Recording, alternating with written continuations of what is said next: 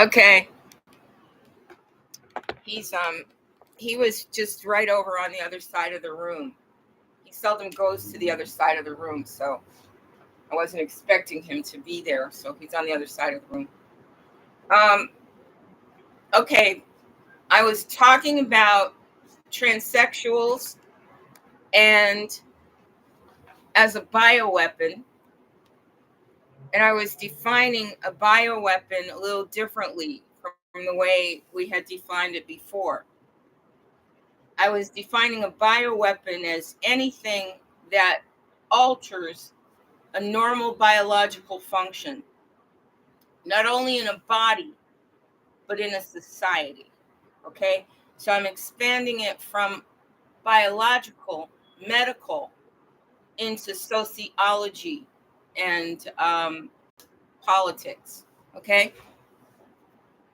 And the reason that I came up with this idea is because the day before yesterday, when my food was delivered, I was infected. I was infected with a bioweapon that works with the bioweapon already deployed on me. Okay, so I was infected with a bioweapon that is increasing the deterioration of the skin on my chin. You can see marks across here where I was hit. You can see this dragging down, and it hurts. It hurts. And you can see this, and it hurts, and it comes with activity. It comes with activity. So I do believe it's an organism. So I was thinking, wow, thinking about that person and how that person was unusual and what made that person unusual. And what made that person unusual is the fact that the person was a transsexual. And I knew when I saw the person that it was a man, woman, dressed as a woman, playing the role of a woman, the social role of a woman. But I couldn't lock in on it because he mentioned having a child. He didn't say he was a mother, but he did say he had a child, and that he was living homeless here 23 years ago. Okay, now 23 years ago, for a woman to be living homeless in her car in the parking lot of a hotel, a Motel 6, I guess it's possible, but it would be more likely a man. But I guess if it was a woman prostitute and she was living in her car at the hotel, I guess that could happen. I guess that could happen. But anyway, I'm so distracted because the height on this thing is wrong. It's not a good height. I don't like the shot I'm getting from the camera. So I'm going to try to adjust it a little bit. The night before last, I actually had some people come in on the live stream. It was so exciting. You can really see how much more damage he did. And he used his telephone. He made a call and he took a picture. So he had his phone aimed on me a couple of times, and both behaviors were unusual. My alarm should have gone off that says, you're being hit by a weapon again. Be careful. But it didn't. It didn't go off, in part because I haven't had any trouble with those drivers, and in part because it was nice to talk to somebody. Although the entire time I was like nervous and distracted. And I was, wondering why the person was telling me the story over and over again, and why that person was standing there so long when they only have so many minutes to get out of here. But I thought it was just because he was really super excited about having a food delivery call at a place where he used to live when he was down and out. But I remember not enjoying the conversation. I do remember that. I remember wanting to leave the conversation. But then when I get back inside my room, the tingling starts. When I look in the mirror, I can see the deepening of the deformations. And I can see dark lines here. And I can see an increase in activity over here. An increasing of the disease over here. So I'm like, wow, he infected me. He attacked me. I can't go outside. They attacked me. And then I start thinking about the person that did it and how it got done. Oh, he used the phone. I bet that's when he did it. Oh, but, and then I'm thinking, wow, that was a transsexual. And I was thinking, I've had a woman attack me. A woman did this when I got shot with this in March. That was a woman, because the unit next door to me has different people coming in and out, because I believe it's one of the headquarter rooms.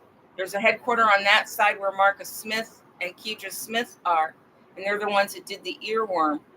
And right next door to me, I get different types of people, different residents living there.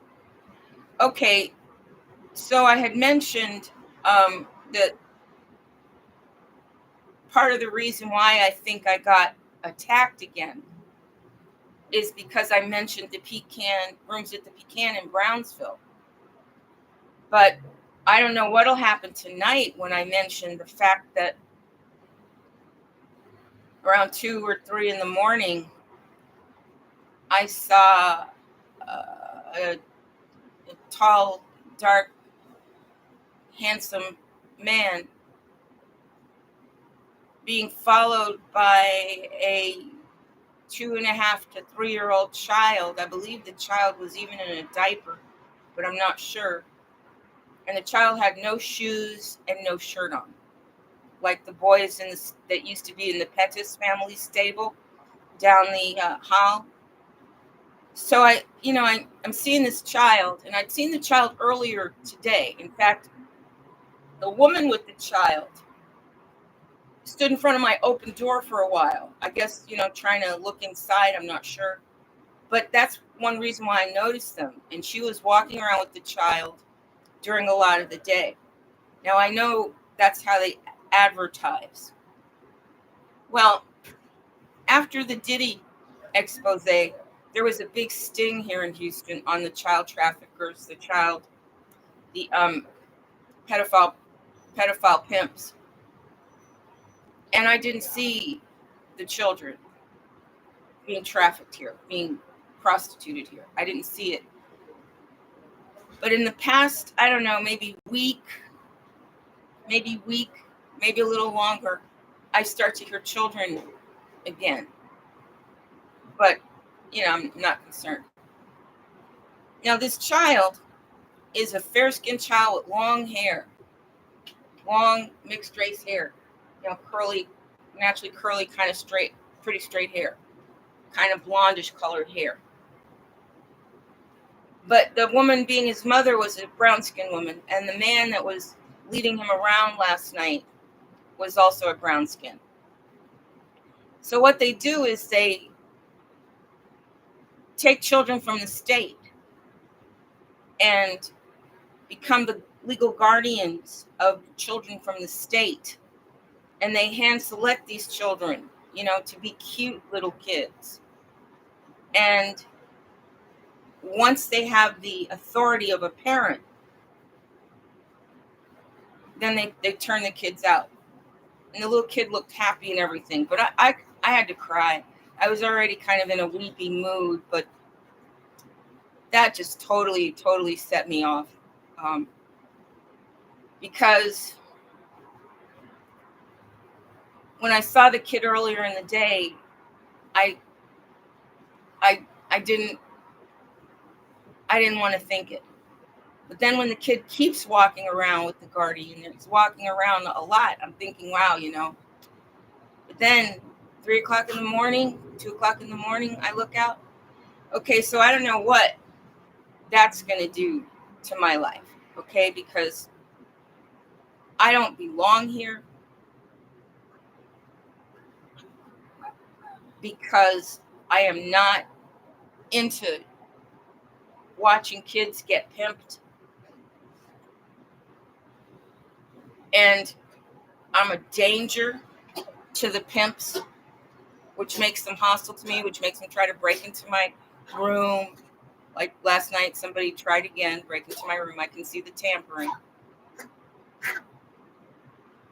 And it makes them watch me, watch me, stay outside my room watching me. And, puts me in danger, okay? But then I also have to understand that this is the American military here at this concentration camp. These aren't just your average criminals. These are military people. So then you want to think, well, gee whiz, how tolerant is the military of crime? In fact, not only how tolerant is the military of crime, but how much crime does the United States of America military commit? We know there's this movie about a man, a Black American man, who became one of the biggest gangsters in New York City. And the reason he became this big heroin trafficking gangster is because while he was in Vietnam, he thought of using the body bags for victims as the way to transport the heroin that they were stealing from Vietnam and the other countries there in Indonesia, where it was growing very, very prolific gardens of poppies that they could use in the heroin trade. And then I think about people I've heard say they want to join the army because they want to learn how to kill people, and they want to be able to kill somebody. They want to be deployed because murder is in their heart. They want to kill somebody. So when we think about, there are people that are military because they have a sense of honor and duty. I believe that. I totally believe that, because just reading Hemingway made me want to join the military so that I could protect. I don't know. There's just something cool about that. In fact, Dr. Alicia Watkins on Fly Nubian Queen was talking last night around the time in the middle of the night, they're up and they're talking. They work so hard. And she was talking about how some people, this is when she was talking to Boyce, her husband. And they were talking about lending money, and the ethics of lending money. And one of the things that she said was that when someone who's good with money lends money to someone who's bad with money, sometimes they do it because they like being a hero. They like being able to come in and save the day, They like being Mighty Mouse. Here I come to save the day. Looks like Mighty Mouse is on the way. And they really enjoy that role. Okay. I just have to look to see, how much lurking I'm getting out there. And then identify the lurkers, because I honestly believe that when I come into my power, I'm going to be able to prosecute. I'm going to be able to prosecute these criminals that have attacked me, these criminals doing child trafficking, these criminals stalking me, trying to break into my room. I would like to believe that when I come into my power, when I come into my money, I will have the power to get law enforcement to work for me. Okay? I'll have the money for a private army.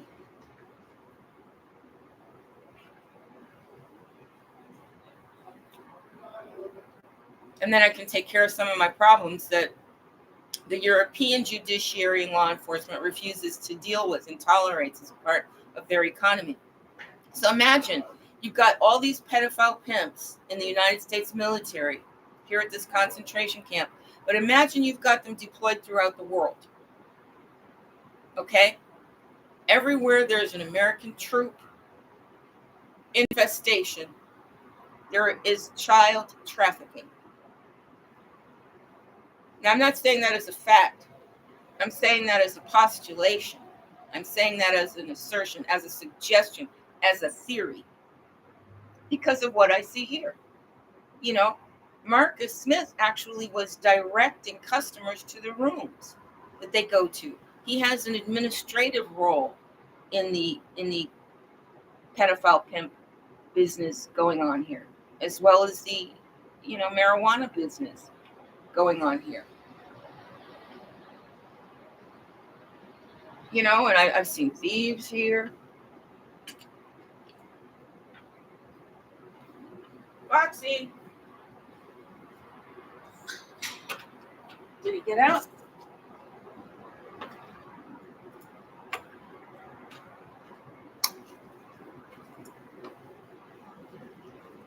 No, there you are. Okay. I gotta do something. Okay, block the door. Okay, sorry about that.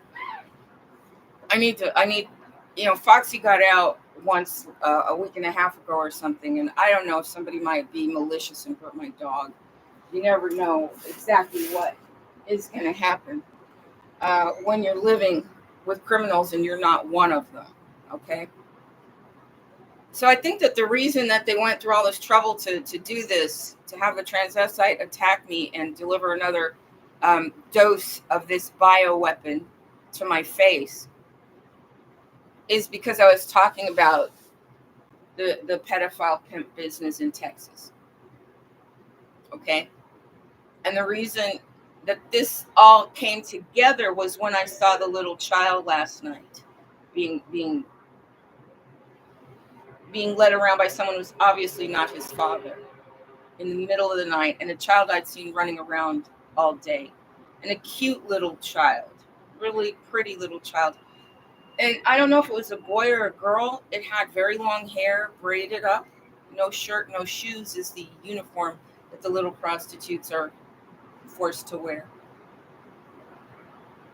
But at least it's not winter. The Petras family was running them in winter.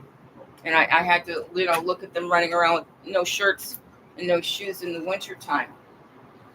So I don't know what people expect of me, okay? I'm naturally a broadcaster. My mother wouldn't tell me family business if she could help it, because she knew that I did not have any discretion. I think it's the autism, and that I had no filter, and that I would be very likely to repeat it. But I'm more likely to repeat what's happening here because it's affecting me. It's affecting my well-being. It's affecting my health. So that is when I first started, because of the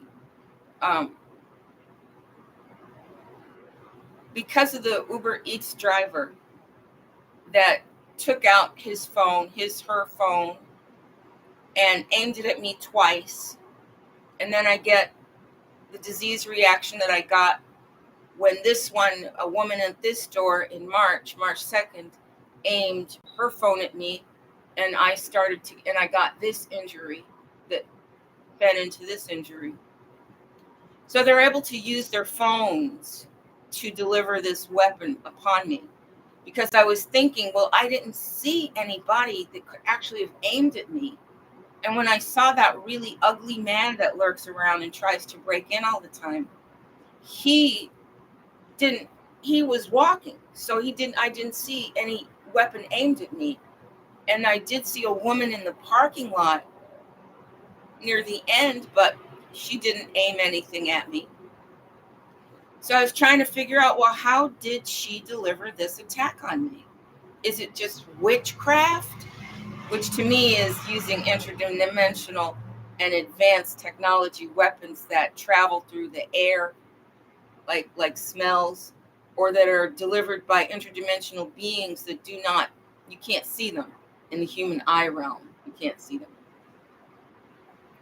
So I just felt, how did she do it? And I remembered that she used her iPhone twice, and that was very unusual, very unusual. So thinking about all this, sexuality, foster children, pedophile pimps, bioweapons delivered to my face. Well, that's when I just really started to think, wow, transsexuals are a sort of a bioweapon, even when they're not delivering bioweapons. And I think about how the generation reaching maturity now, where they would actually be getting married and having children, are going to find it very hard to find mates because they were encouraged to test their sexuality and to play with their social roles so much. And they started this cyberspace and broadcasting to disrupt the roles of men and women during the millennials. They tried out, these fibers on my face. They tried out behavioral modification using iPhones and broadcasting and video games and subliminal messages. They tried all of that out on the millennials. That's when they started that, was with the millennials. Oops. Yeah, one of those fibers got into my eye. So I might not be able, I thought I'd find my contact lens case over there or some fluid, but it's in the other room. If it persists in bothering me, I'll have to go get it. Now, as you know, these fibers could be nanothread technology, and the reason that they could get to my face when I'm broadcasting is because they're being directed to my face, so that I'm here picking my face and creating a distraction for my audience. So I don't think it's an accident that they come to my face when I'm broadcasting, because I was sitting here for quite some time and I didn't have any of these things. Well, I did. I was starting to get a few. That was why I opened the door.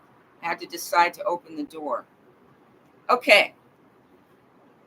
The destruction of the American family has been crucial to the success of our enemies in infiltrating our lands.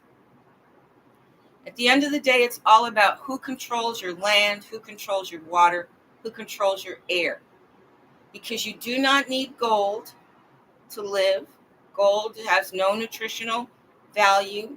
A gold home is impractical and very difficult to build. And you don't need silver. Silver is also a metal. So you don't really need, metals to live. They are good for appliances and things, but it's not an essential human need. An essential human need is food, water, shelter, right?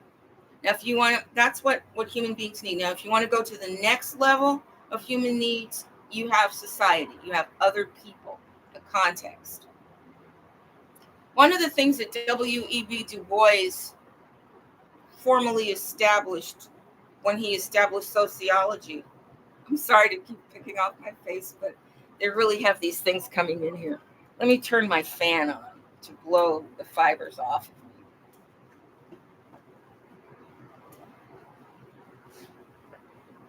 He talked about family dynamics, and most importantly, he defined roles.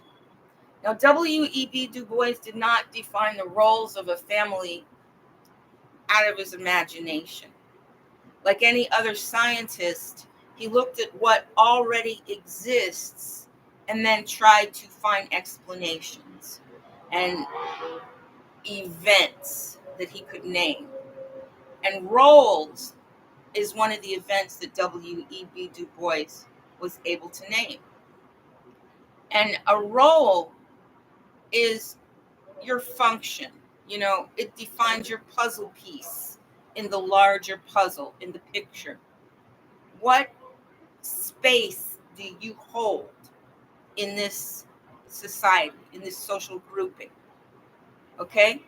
Now, using the West African concept of Badenia and Fadenia, which is the movement of the identity from the public space to the private space, which is called Badenia, moving towards the mother space, moving towards home, your home self.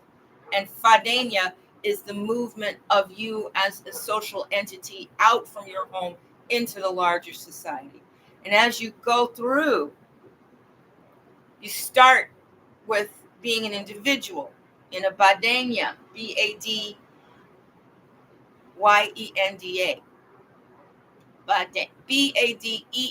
Badenya. And two European anthropologists discovered this information and published it. And I learned about it in Christopher Miller's course at Yale University. Christopher Miller was an anthropologist at Yale University who focused on Africa, but he hated Black people. He didn't like us at all. He wouldn't even talk to us. But he had a really nice bibliography, and through reading his books, I was able to learn about Badenia and Fadenia, and those concepts worked perfectly with my home-based education in sociology. So I also took sociology with a guy named Pitts, Pitts, a Black guy at Northwestern University. He didn't last. He wasn't there when I graduated, but he was there when I got there. So when you look at yourself as, in the trajectory of Badenia, you start as an individual inside your own mind, right? And then you are the child of your mother. The first significant relationship that you have is from the person that gives birth to you. That's your first separation from being connected, organically connected to society. And that's your primary relationship. Then from your mother, you have your family, your father, your brothers and sisters. Then you go to school. No, well, before that, you might have cousins. But this is still domestic space. Once you start getting out into the public, which for most kids starts with school. In the old days, when I was a child, it started with school. When I was a child, you had your great aunt, your grandma in your home. You had old people who were not taking a job outside, and you had them in your home doing the cooking and the cleaning and taking care of the kids. While the parents were in the fields working or, building farm equipment, mom and dad providing, and you had the older, grandparents, grandpas too. See, don't forget Song of the South by Walt Disney. So you had the older people actually taking care of the children, and you had the parents working outside the house, whether in an agricultural, hairs on my face. You see how distracting it can be at the individual level when they're using bioweapons in the form of nanotechnology? I'm so distracted by these things crawling on my face, little hairs crawling on my face, that I can hardly function here. I can hardly function.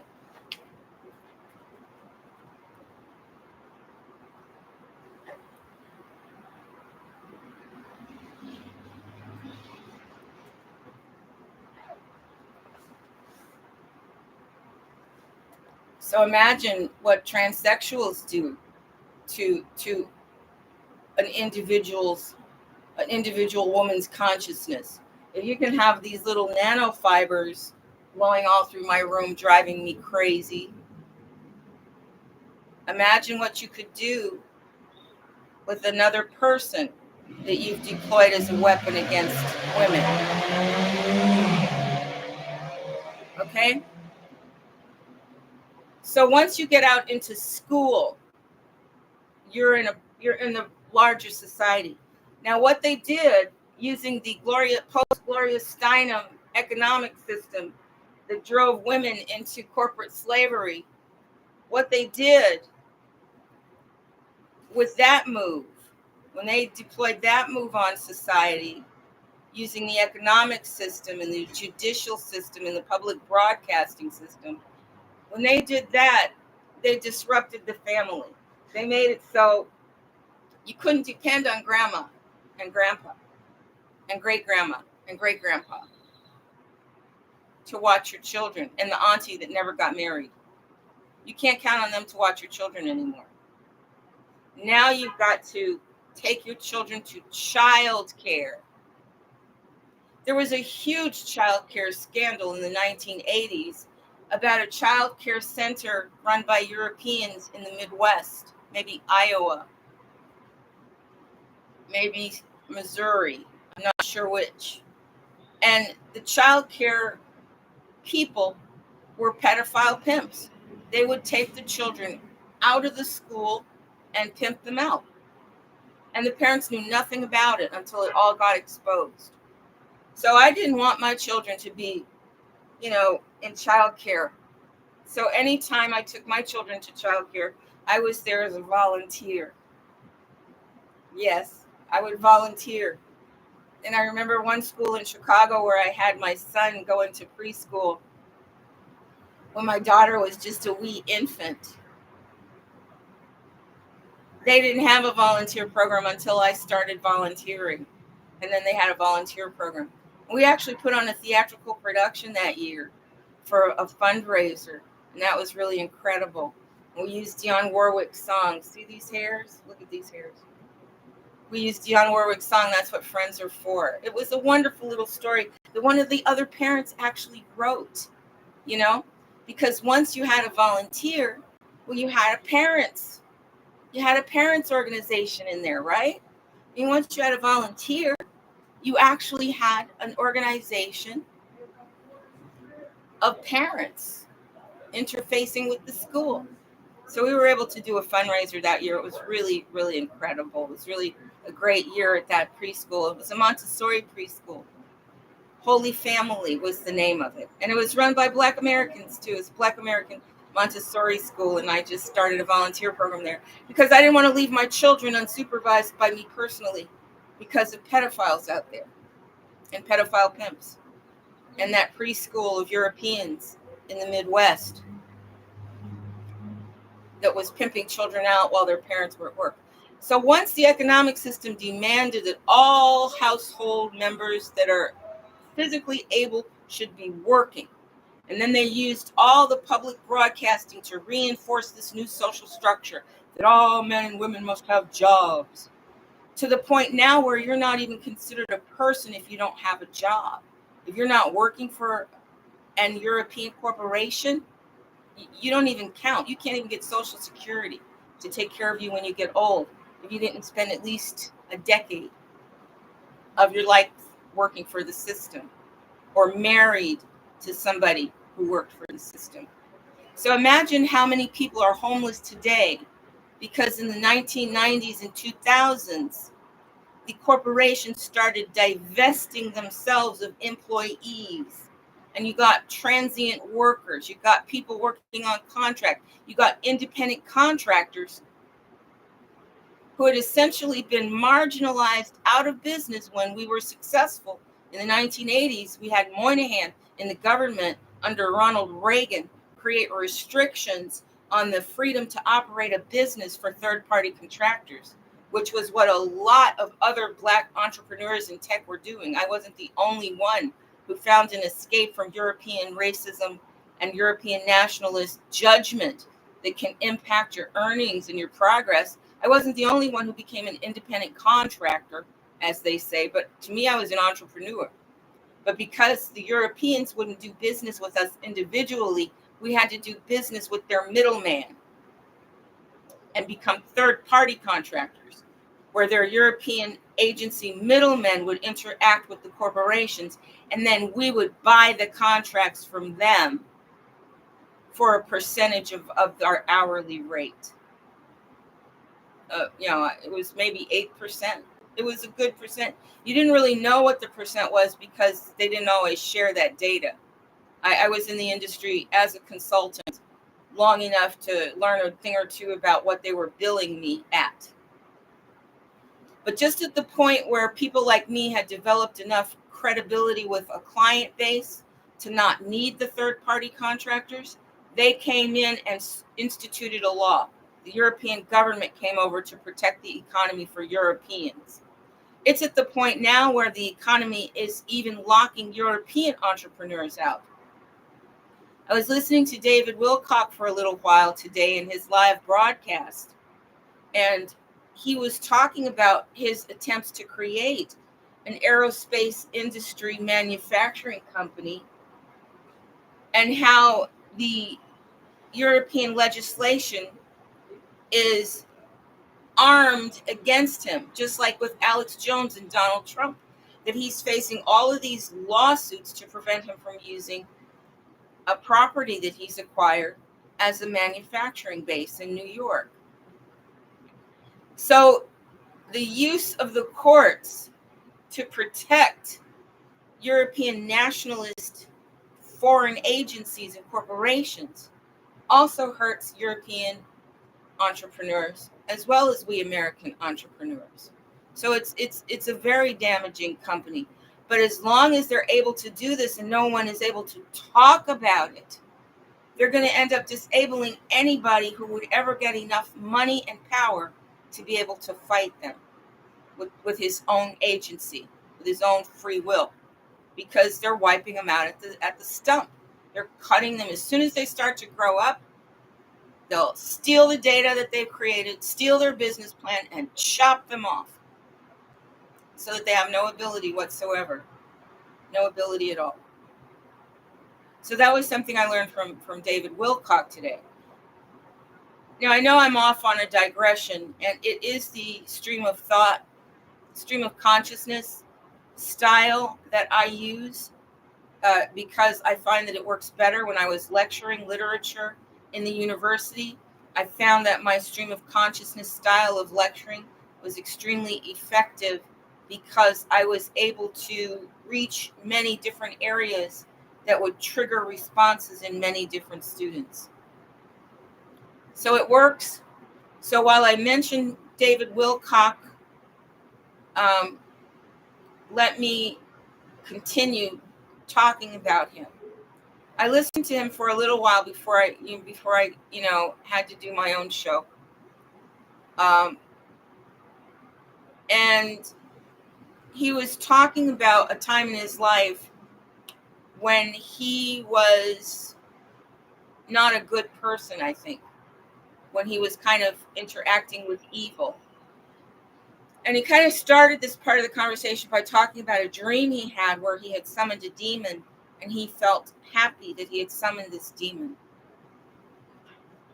And then he's talking with this universal we. We have to reach the point of love, and we have to give up our evil intentions, and we. And I'm thinking, I don't have any evil intentions. I've always operated from love. Who's this we you're talking about? I'm not included in your we. I'm beyond that stuff.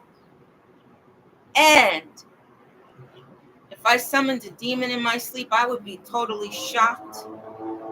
Because from the time I was a child, if demonic energies came into my room, I immediately started my prayers to God. I mean, that was just where I went. Prayers to God.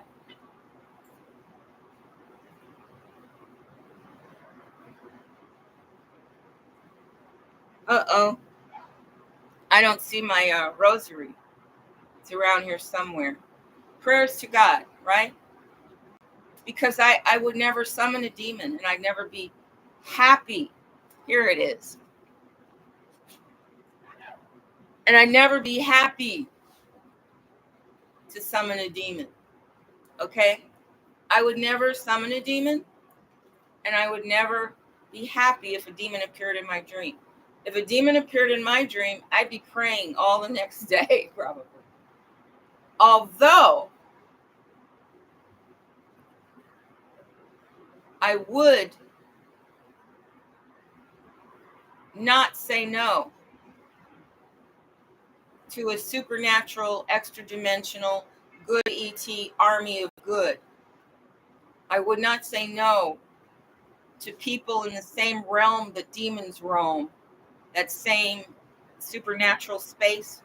I wouldn't object to people from that supernatural space enacting my revenge on my enemies, the people that have physically attacked my face, deployed bioweapons into my body. I would not have any problem with an army dedicated to eradicating the evil beings in all dimensions of reality, because evil just takes over. It does. Evil takes over. And because these attacks on me are invisible, the means are generally invisible for deploying these attacks on me, but the results are very physical, and I can actually feel the entities inside my body moving around inside my leg, moving around inside my head, my face. You know, I can even feel where they are, to the point where I can deliberately kill them and they'll bleed. It's not my blood, it's their blood. Now, a lot of those entities in my gums and teeth are settled down quite a lot. A lot of them have been defeated since I made the plea to the Good ET Medical Corps to give me some help. And this injury, this new injury, it's getting beaten back. I'm pretty sure that, you know, my healers in the other dimensions are working on it already. And I work on it too. Okay, I don't just leave everything up to the extra dimensionals. I do my due diligence too. I do what I need to do too to defeat the bioweapons, the physical bioweapons, the biologically based bioweapons, the kind of bioweapons that Charles Lieber at the Harvard University Nanotechnology and Biochemistry Research Center creates, the kind of bioweapons that Weiss Institute at Harvard University tests and creates, the kind of bioweapons that DARPA deploys upon the American citizen, the kind of bioweapons that Fauci would actually be the front man, salesman for. These kind of bioweapons are all biological bioweapons. They attack your actual body. But movements like the transsexual movement attacked the social body, the family body, all the way down to the level of the individual, the Badania level. So at the level of the individual, when you're growing up and you're a teenager, child development studies in psychology have shown that teenagers are more susceptible to peer pressure than any other group, because that's when they are sexually activated, right? I mean, we all have sexual feelings even as children. You know, I remember having sexual urges as young as 7 or 8. But, you know, just unprovoked. I'm covering up my ears from the bioweapons. I don't want the fibers working their way into my ears again. But when you're a teenager, your hormones start to activate more because you're coming into your reproductive power. You're coming into the biological point in your life where you can create other people using your body. So in order to create other people, you've got to have something built into you that makes you want to come out of yourself, right? You want to find that boy. You want to find that girl. You want to express the passion that you're feeling from your hormones that create your desire for sex. So peer pressure becomes important because you want the boys to like you. You want the girls to like you. You want to have a group of friends, that run around and laugh, and you want to have places to go. You want to hang out at the mall. They used to have malls for people to hang out, but they shut all that down so that people are forced to hang out on cyberspace where they can be more easily psychologically controlled. That's how Tinder became so important to the millennials. They were the first generation to really experience cyberspace-based mind control over their sex lives. Okay? Mind control, subliminal suggesting. Until when they reach a point of maturity, when they're in their, it would be like the first wave of millennials. The very first wave were the ones that started on Tinder. But Tinder was huge with homosexuals and transvestites and transsexuals. Huge with them. Huge. And I learned this when I was at Silver Hill rehab for my marijuana, my love of marijuana. I would call it an addiction. That was how I got the doctors to actually let me go to Silver Hill, because I was so bored at home. And I was just bored at home, and I couldn't play The Sims anymore, so I was depressed, and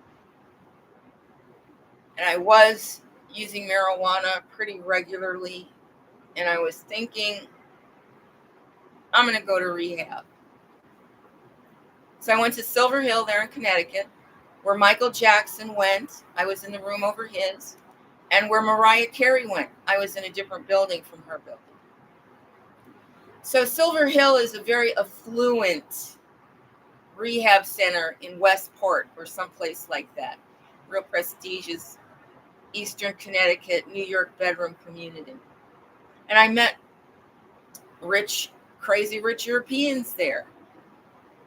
And I learned about their culture from them talking in Alcoholics Anonymous meetings and talking during dinner.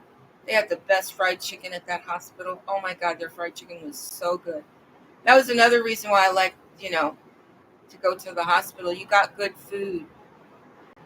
You got food. Well, it wasn't always good, but it was cooked.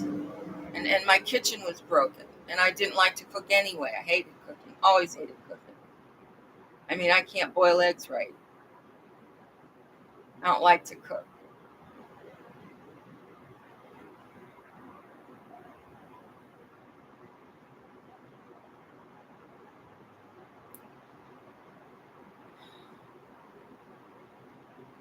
So anyway, I'm sorry, it's those complex post-traumatic stress disorder FUGE, FUGUE moments where I'm living in the past. Speaking of living in the past, this way that the Europeans use the word we is just something you should take note of, and always use discernment and your own critical thinking, because we is a collective pronoun that includes everybody. And we know that the transsexuals brought a great focus on the pronouns. So let me accentuate this. There's no we if you're not in it. Okay? Now, the mentalities and the states that David Wilcock has been through are very different from mine. I've never been into Satanism. I've never been into summoning demons. I'm even reluctant to use magic. But I find that Chavi Zane's declare and decree burnings are effective. They actually seem to work for me in terms of dispelling black magic. And it could just be that once you have stated your intentions to the universe, whatever that is, right? To the other entities in all the different dimensions. Once you said, this is what is for me, this is what I give consent to, this is what I demand, this is what my sovereign self is drawing to me. And then you burn it. So once you've written it down, you've articulated your wishes, you've gotten very specific. And when you burn it, you're releasing it into other dimensions using energy of fire. So I like the Chavi Zane declare and release ritual. And I resisted doing it because I like to think that it's just me and God and consciousness can get it all done. But once they put this attack on me, I felt like I needed some little extra because I didn't understand that she had used her phone to send the rays out. And I didn't understand that the infrastructure is already in me from the Morgellons that they delivered using bird flu, which, was the weaponization of a flock of birds who appeared at the apartment I was living in Meriden. They appeared on the roof, and then there was noise on the roof, loud noise. And so it could have been so many things. It could have been a shapeshifter who's acting as a bird carrying this bioweapon in a vial, and then they get to my roof, and because then the noise in the roof sounded loud. It wasn't just a bird. It sounded like a 15-pound kind of thing bouncing, crashing in the roof. And then the next thing I know, I've got an invasive wound on my leg that looks like a big animal bite, big mosquito bite, big though. And then when you touch it, it pops and reveals an ulcer where something had an entry point. So there are logical, scientific explanations for the things that happen to me. And, dormant systems activated by frequencies. She could have just aimed her phone to do a frequency because she aimed her phone at me twice. And when they did this injury on my chin that created this new growth after the original bioweapon entered through my ear. So they're using their cell phones to deploy these weapons. But I didn't know that. And I'm thinking it might be demons. And to me, demons are not extraterrestrial, extra-dimensional beings that are able to have an impact on human beings. I've said it before, that I bet that people with eyes that can see extra-dimensionally can actually see the predatory creatures on my body, outside my body, just latched onto me, inside and out of me at the same time, because I can almost sense it that way. Okay? I can sense it. This conversation is entitled Transsexuals as Bioweapons. Transsexuals used to be called transvestites. But transvestites, I guess, are just men that dress like women. And once you've got surgery and medicine involved with hormonal tinkering and surgical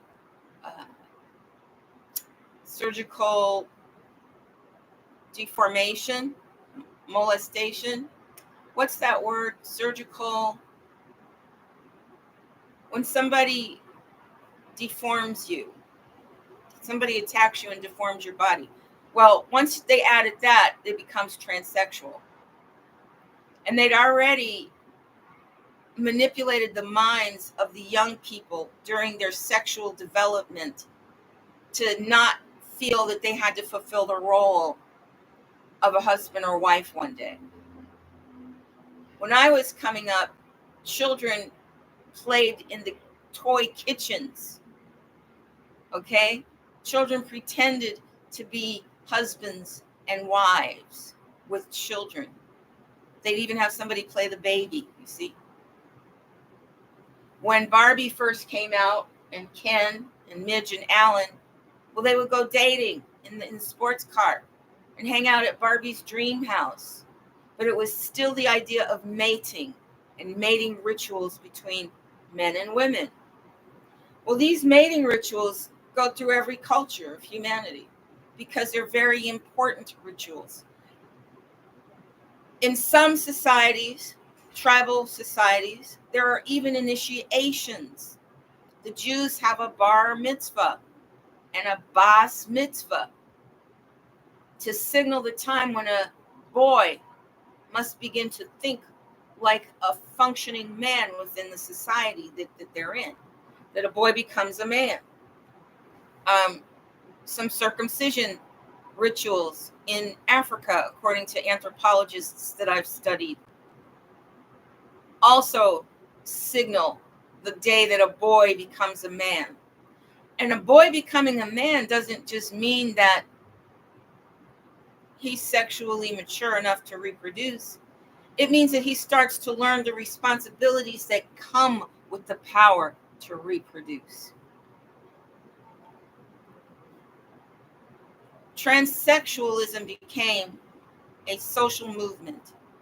Instead of a psychological aberration, instead of a sign of abnormal psychology, which it had previously been, the enemies of America decided to take this previously aberrant human development behavior and draw it in to the mainstream and make it a part of the conversation that young people were having in schools. In a way, isn't it similar in a way to taking those little preschoolers off to be pimped out to pedophiles when they bring this into your school and into your children's minds? So a lot of children that should have been learning about the social responsibility of having a family, creating a family, producing a family, and then helping that family rise to prosperity so your family line can continue to survive. Instead of us being able to teach that, they decided that they were going to make the children see it as a moral imperative. So they still want to dive in to the conscience God gave us, to our inherent sense of right and wrong. They still want to dive into that to get the source for growing these wicked, wicked ideas. So they made children feel like, well, you don't want to hate little Johnny just because he's a homosexual, do you? And that's okay, because my brother became a homosexual during his sexual maturity. He became a homosexual. And I don't have any problem with homosexuals existing. I just don't see how they're going to reproduce themselves. And I do think that they have a completely different mindset from heterosexual women. I'm not even going to say men, because women have the children. And having children puts you in a state of automatic dependency. It starts with morning sickness when you first get pregnant and you start getting sick from the hormones and the other beings living inside of you. You start to actually get physical symptoms that you're not alone anymore, that something else is sharing your space and you're providing for this cell multiplication process, blastophore production that goes on to cell division that creates the fetus. You're actually involved in this. So from the time that you become inseminated, your body's changing and you're becoming more and more and more dependent on a social system, because you cannot take care of yourself at the same level of efficiency and productivity as you could before. And your physical state as a pregnant woman becomes more and more compromised because you're sharing over all your resources. You're sharing all your resources. You're creating life. Your body's actually creating new life, cell by cell. Until by the time you're in your 9th month, it can be hard to walk. It can be hard to sleep. It can be hard to find any comfort. But even that has a magic to it, Because once that baby's born, that baby wants to eat every couple of hours, and you've got to feed that baby with your chest, with your breast, with your mammary glands, because your milk is going to come in and it's going to make your breasts hard. Your mammary glands will become hard.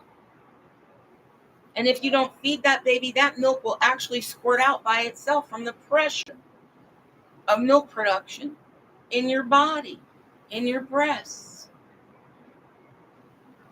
And when that baby sucks the milk out of your breast, the relief you feel as the pressure of the milk production decreases is wonderful. So you don't mind waking up and feeding the baby, because it's going to feel really wonderful to have your breast sucked of the milk that you've made. I mean, it feels good to have your breasts sucked any way at all, but when your breasts are sucked while delivering milk, it's relieving the pressure. So you have a biological imperative pushing you to allow this behavior, to allow this sharing of your body and your bodily productions. But if you're nursing a baby every couple of hours, do you really have the strength to do everything you need to do to sustain life for yourself? And now you're not just sustaining life for yourself, but you're sustaining life for this infant, this young nursing infant. So the social role of a father is very, very important. The social role of a family welcoming a baby, very, very important. Because the mother and the baby are dependent upon the social system for their well-being and their health. Now, for the father, he doesn't carry the baby inside of his body. And he doesn't have the hormones and the biological systems activated. He doesn't have that.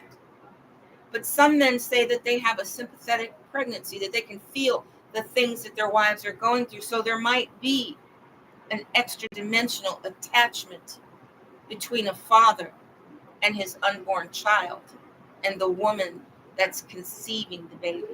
We haven't studied that, because we've been in a society that has wanted to break up our families, because our families are the primary level of economic success, right?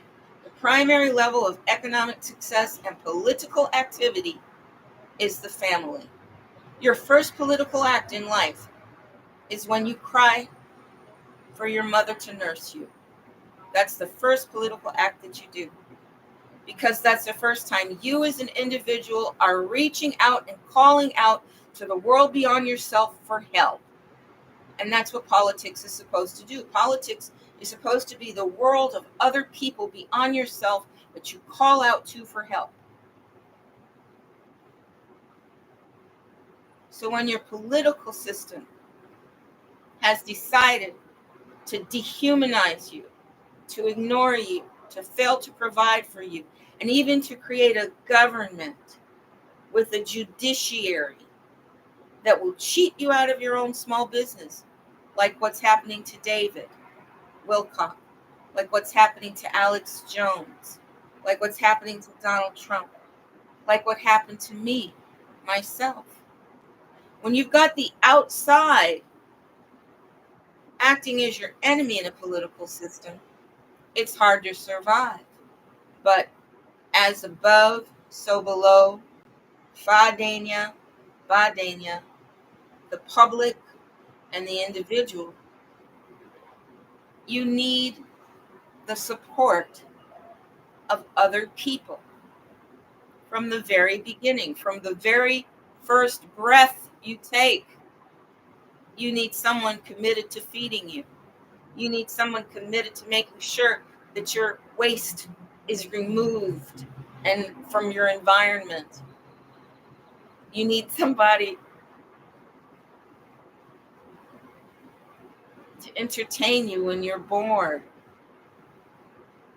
You know, they've done studies on other primates and humans about the effect of the loss of affection on human development. And they found that not having affection when you're growing up can affect your ability to learn and adapt.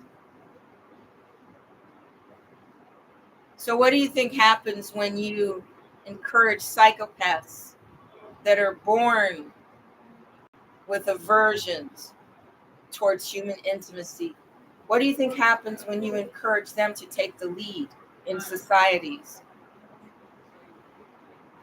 When I think of public psychopaths, I always think about John Smith. Is that the name of the head of the Mormon army? The Mormons were incredibly active in surveillance and intimidation in Arizona, incredibly active. And their closeness as a clan is very much a part of them being created by a psychopath. See, criminals have to stick together to evade detection. And when you've got squealers, you know, snitches get stitches, right?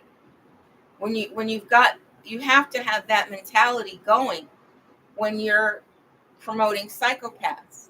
You have to have consequences for truth tellers that would expose the functioning of the criminal gang. So you've heard that there's honor among thieves. Well, there's a lot of truth to that. But there used to be honor among good people too. But our society has worked very actively to break that down and destroy it. And one way they've destroyed it is by attacking women, attacking womanhood. And Gloria Steinem is the poster girl for that. She's a lesbian.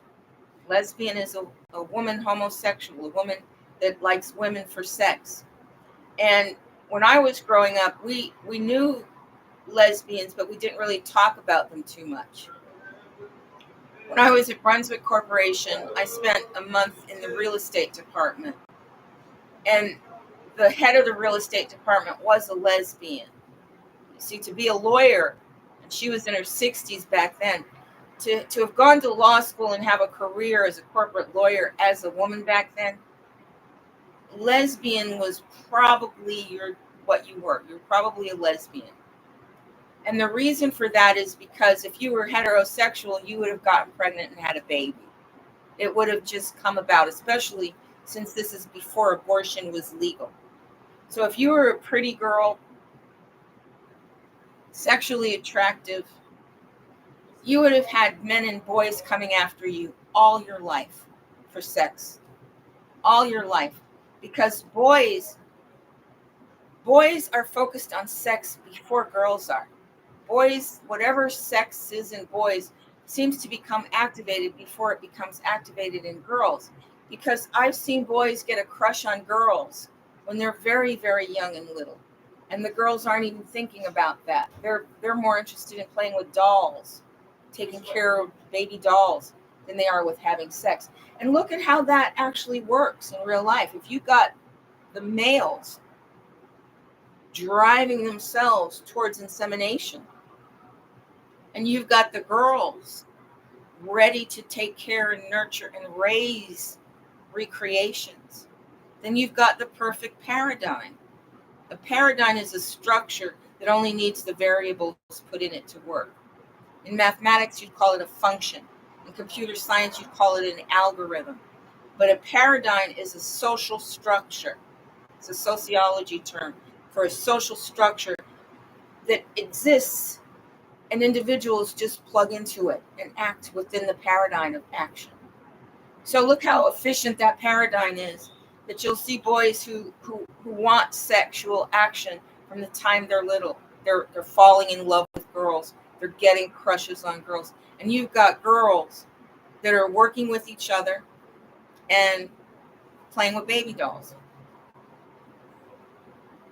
It's perfect, isn't it? So disrupting that is the effect of a bioweapon. Okay? If we look at the psychology of reproduction as a part of the function of reproduction, then we can look at anything that attacks the reproduction, the security of mom and infant, anything that attacks the ability of a woman to conceive and what happens to the baby and the mother after conception can be seen as a bioweapon attack. So through Gloria Steinem, we were able to see how effective public broadcasting and the public sphere can be when it comes to affecting the integrity of the family. And if you want to take over an economy and lay claim to everything in it, every asset, and you see human beings as a human resource asset, then you can understand why the enemies would want to destroy the nuclear family. The nuclear family is mom, the kid, and the man that made the baby. That's what the nuclear family is. And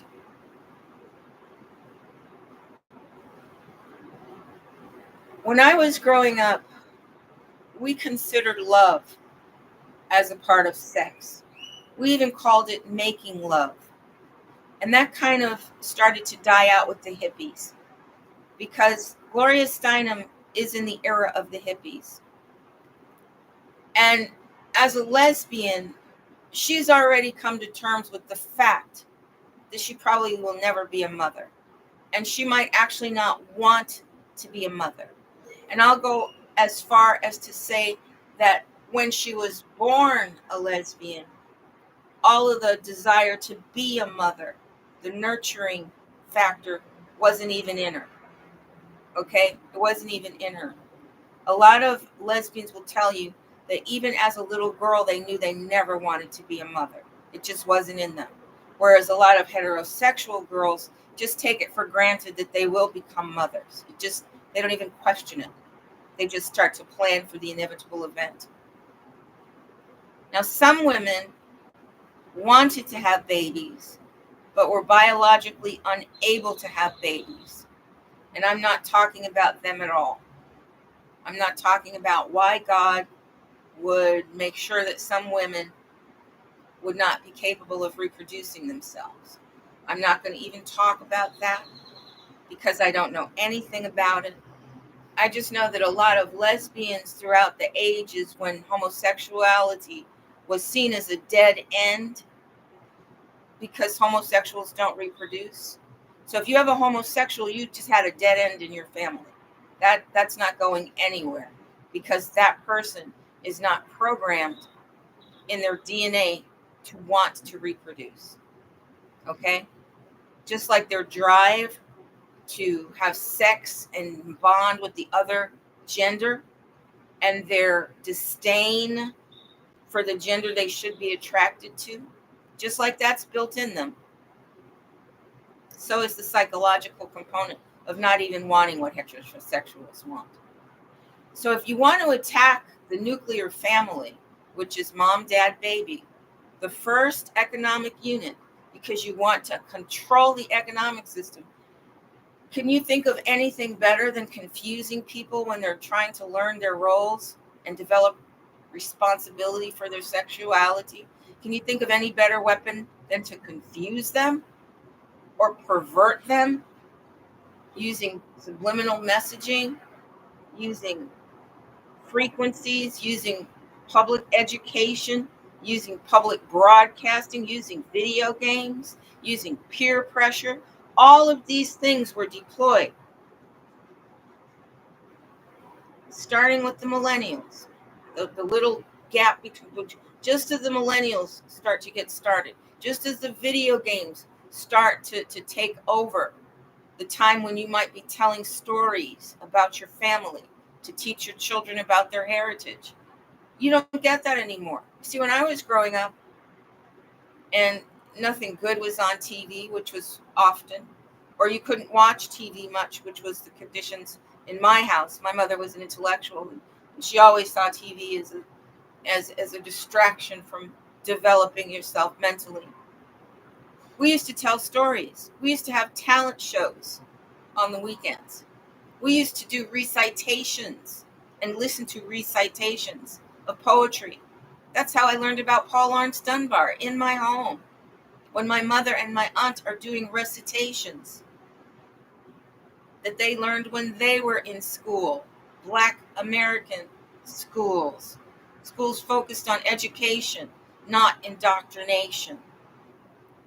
So the reason why I call this conversation and this exopolitical diplomacy lesson to the good ETs about our society and how it works and the attacks that have been deployed against us.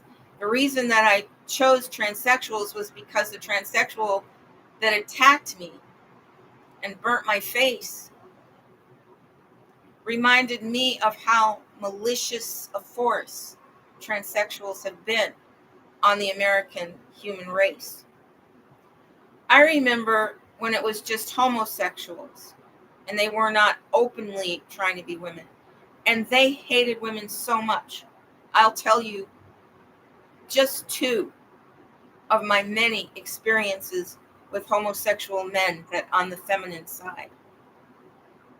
In Chicago, there was a hairdresser named Basil who died of AIDS in New York as his ultimate fate.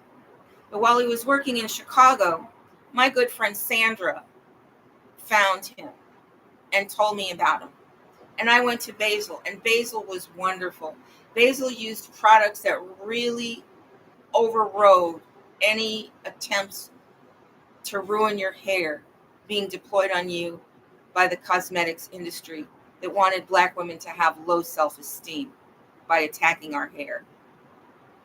Basil had my hair was down. My hair was as long as this. Wasn't as thick when straightened, not as thick as this wig, but it was definitely as long as this wig. In fact, my wedding picture, my Las Vegas wedding picture, shows me with this long straightened hair. And when I went to get married, I went to a hairdresser in Las Vegas to get my blow dry and set. I don't believe Basil was using chemicals on my hair. I'm pretty sure he was just using hot air to give me straight hair. When I got back to Chicago and I went to see Basil, he was furious that I didn't have a big wedding and invite him to it, just like the people at Illinois Bell. I couldn't afford a wedding, people. I could barely afford the airfare to Las Vegas. My husband was in medical school, and I was a computer programmer, but we only made $24,000 a year back then, and that was in the top 1% of salaries for working women. 24 to 26,000 was what I made working for Illinois Bell. So Basil was mad that I didn't go to him to get my wedding hair done, my dress up, glamour wedding hair done. But he was also mad that I let somebody else touch my hair. You see, he had gotten this possessive feeling. He would say, I don't come tell you how to do your job, do I? So don't tell me how to do mine when doing your hair. You see, he had put all of his masculine drive for power and all of his masculine virility into feeling that he owned the hair on the heads of the women that he worked for. Basil was so mad that I got my hair done somewhere else that he cut all my hair off while I sat right there in the chair. He cut my hair off, right off my head. And the whole time he's doing it, he's talking to the other homosexuals at this North Michigan Avenue beauty shop where he's working, which is very exclusive, very Tony. And he's talking to the other ones there, and they have kind of a code language that they use. And they mock their clients, they degrade their clients, they make fun of their clients. And he's having this coded banter with the other homosexual Black male hairdressers while he's cutting all my hair off. And that was one of the most malicious passive-aggressive attacks that a feminine homosexual made on me. And the second attack was also in the hairdressing industry and also involved cutting my hair and giving me a bizarre hairstyle. And this guy was at a shop called Rudy's and Company. And I first met him at Pivot Point Beauty School when he was about to graduate. And once again, Sandra turned me on to him. And he was the best Black hairdresser at the Pivot Point Beauty School. But in order to get your license, you didn't even have to learn Black hair. You just had to learn how to serve the Europeans. But Pivot Point had a Black hairdresser training program, the only one in the city devoted to beautifying and styling black hair, black American hair, black Indian hair, was Pivot Point Beauty School. So I met this hairdresser at Pivot Point Beauty School and started with him there. And then when he moved his business to North Michigan Avenue, Walnut Street, with Rudy and Company, I followed him there.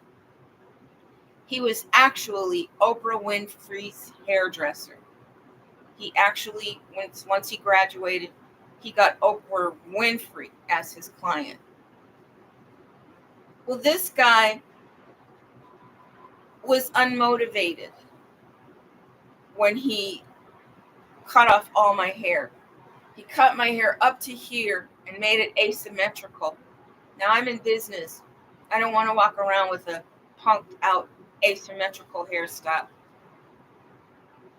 And my own hair, when it's straight, it's not thick. It's thin. It's thin when it's straight. It's not thick hair. So I got this thin hair, and he put like a hard curl, like olive oil, right here. And because I'm just using blow dry heat, when the humidity hit this hair, he didn't seal it or anything. So it kind of just goes out like this. That hairstyle was so horrible. It was so horrible. And it really affected my self-esteem. And that was the second time that a feminine homosexual man used whatever he could to try to degrade my beauty. And when my girlfriends and I were talking about it, we talked about it like this. Yes, those men are jealous of women. We called them fairies. My brother, who was a homosexual, would call it, I can't remember the name, but it has something to do with fire. I'm flare, right? And we would just say that the effeminate homosexuals are competing with women. We're competing for the same men. So if they can make you look ugly, they're going to do it so that they look better. They look more attractive. So that was the mindset that we found in effeminate homosexual men that were putting themselves in competition with real women.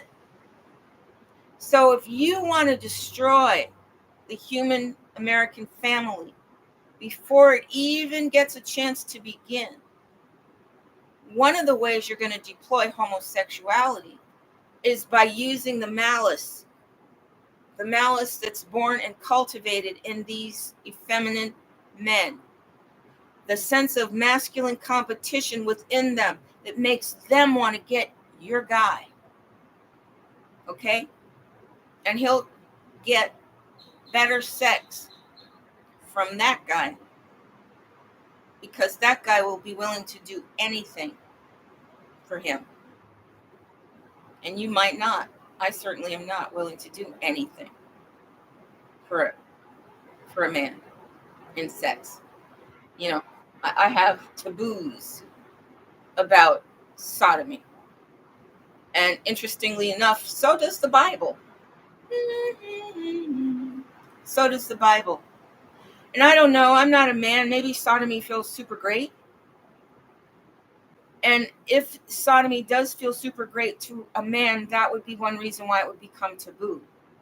Because in a society where you're trying to protect and cultivate a human family so that you can create a primary level of economic success and longevity, then you're going to make taboo the things that are going to be a lure out of that. Okay? For example, the way the courts manage child support and the way the society became permissive of bastards is one way that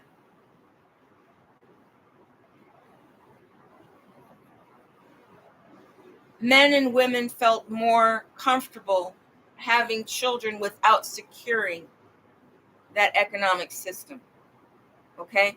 It's like working without a contract. So without securing an economic system to ensure the longevity of your economic unit, you just run out there and start creating economic units that will deprive you of your wealth, right? Because children will cost you. And if you have, so the courts and television shows like Maury and Phil, that guy Phil who started the personal humiliation talk show before Maury, and Jerry Springer especially, all these shows become so popular, and all of them are as stupid as the Gong Show.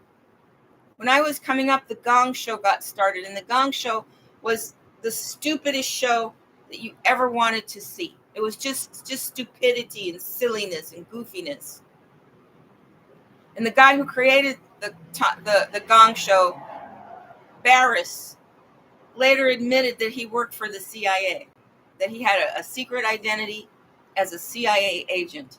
And we all know that the CIA is all about breaking down society and robbing the individuals and taking over their power so they can have State Street Corporation and BlackRock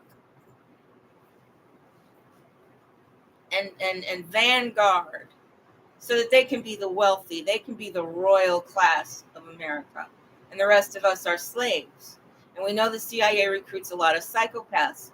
So as a way to sort of, prepare the public for Jerry Springer and Phil, what was that white-haired guy's name?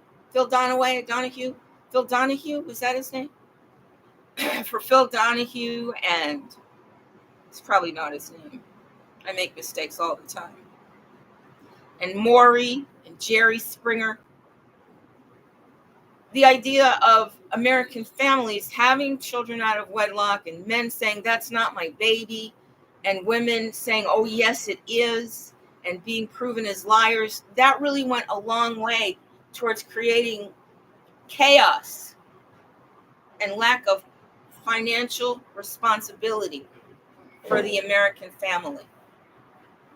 It made a joke out of women. Because let's face it, I think that women and men have found it hard to be faithful to each other sexually since the beginning of time. That's one reason why the Bible made a point of saying, try to limit your sex partners, people, to, just your spouse. And while it might be an ideal situation to do that, and I personally wouldn't know, because I cheated on my husband. I had an affair or two because we weren't doing sex at home, and I felt driven to have sex sometimes. So I found other partners, and I stuck with one for 16 years. One, because I don't like the idea of cheating, right? But I don't like the idea of abstinence for life either. So what are you going to do if you can't negotiate a sexual relationship with your spouse?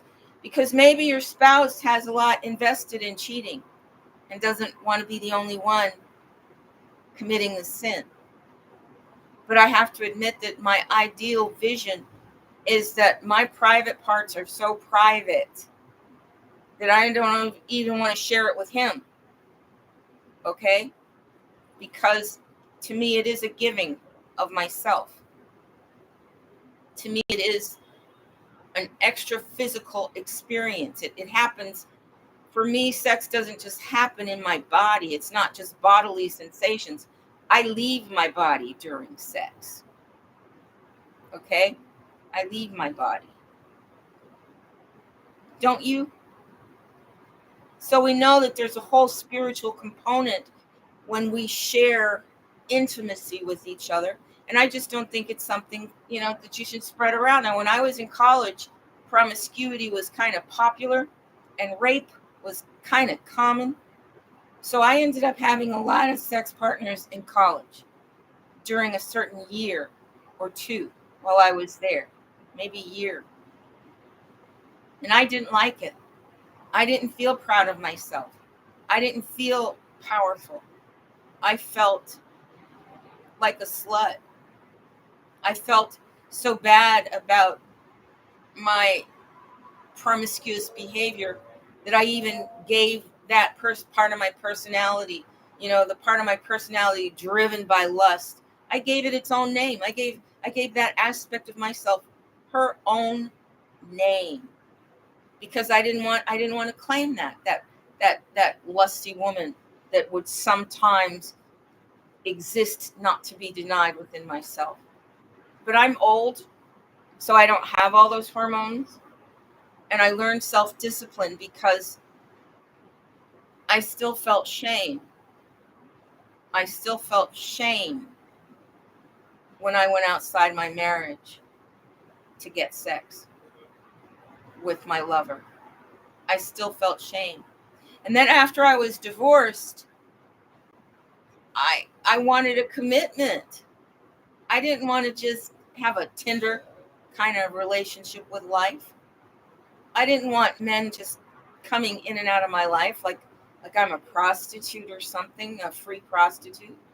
I wanted commitment, even beyond making contracts for the sake of children. I wanted commitment before I share myself. So I wasn't sexually promiscuous after my divorce, not at all, not even close. I dated once or twice, but while I'm in a different generation, simultaneously among the younger people is something called Tinder. And in Connecticut, all along the Berlin Turnpike, sadomasochistic sex clubs started opening and advertising themselves on the internet. So if you wanted to go and hook up in an S&M situation, like you're on Fire Island with homosexuals on their own island outside of New York doing bizarre things, or in San Francisco, where the free community newspapers are actually advertising golden showers, which is when people get sexual gratification when someone urinates on them. They get sexual gratification. I think you heard about that in all the puffy stuff.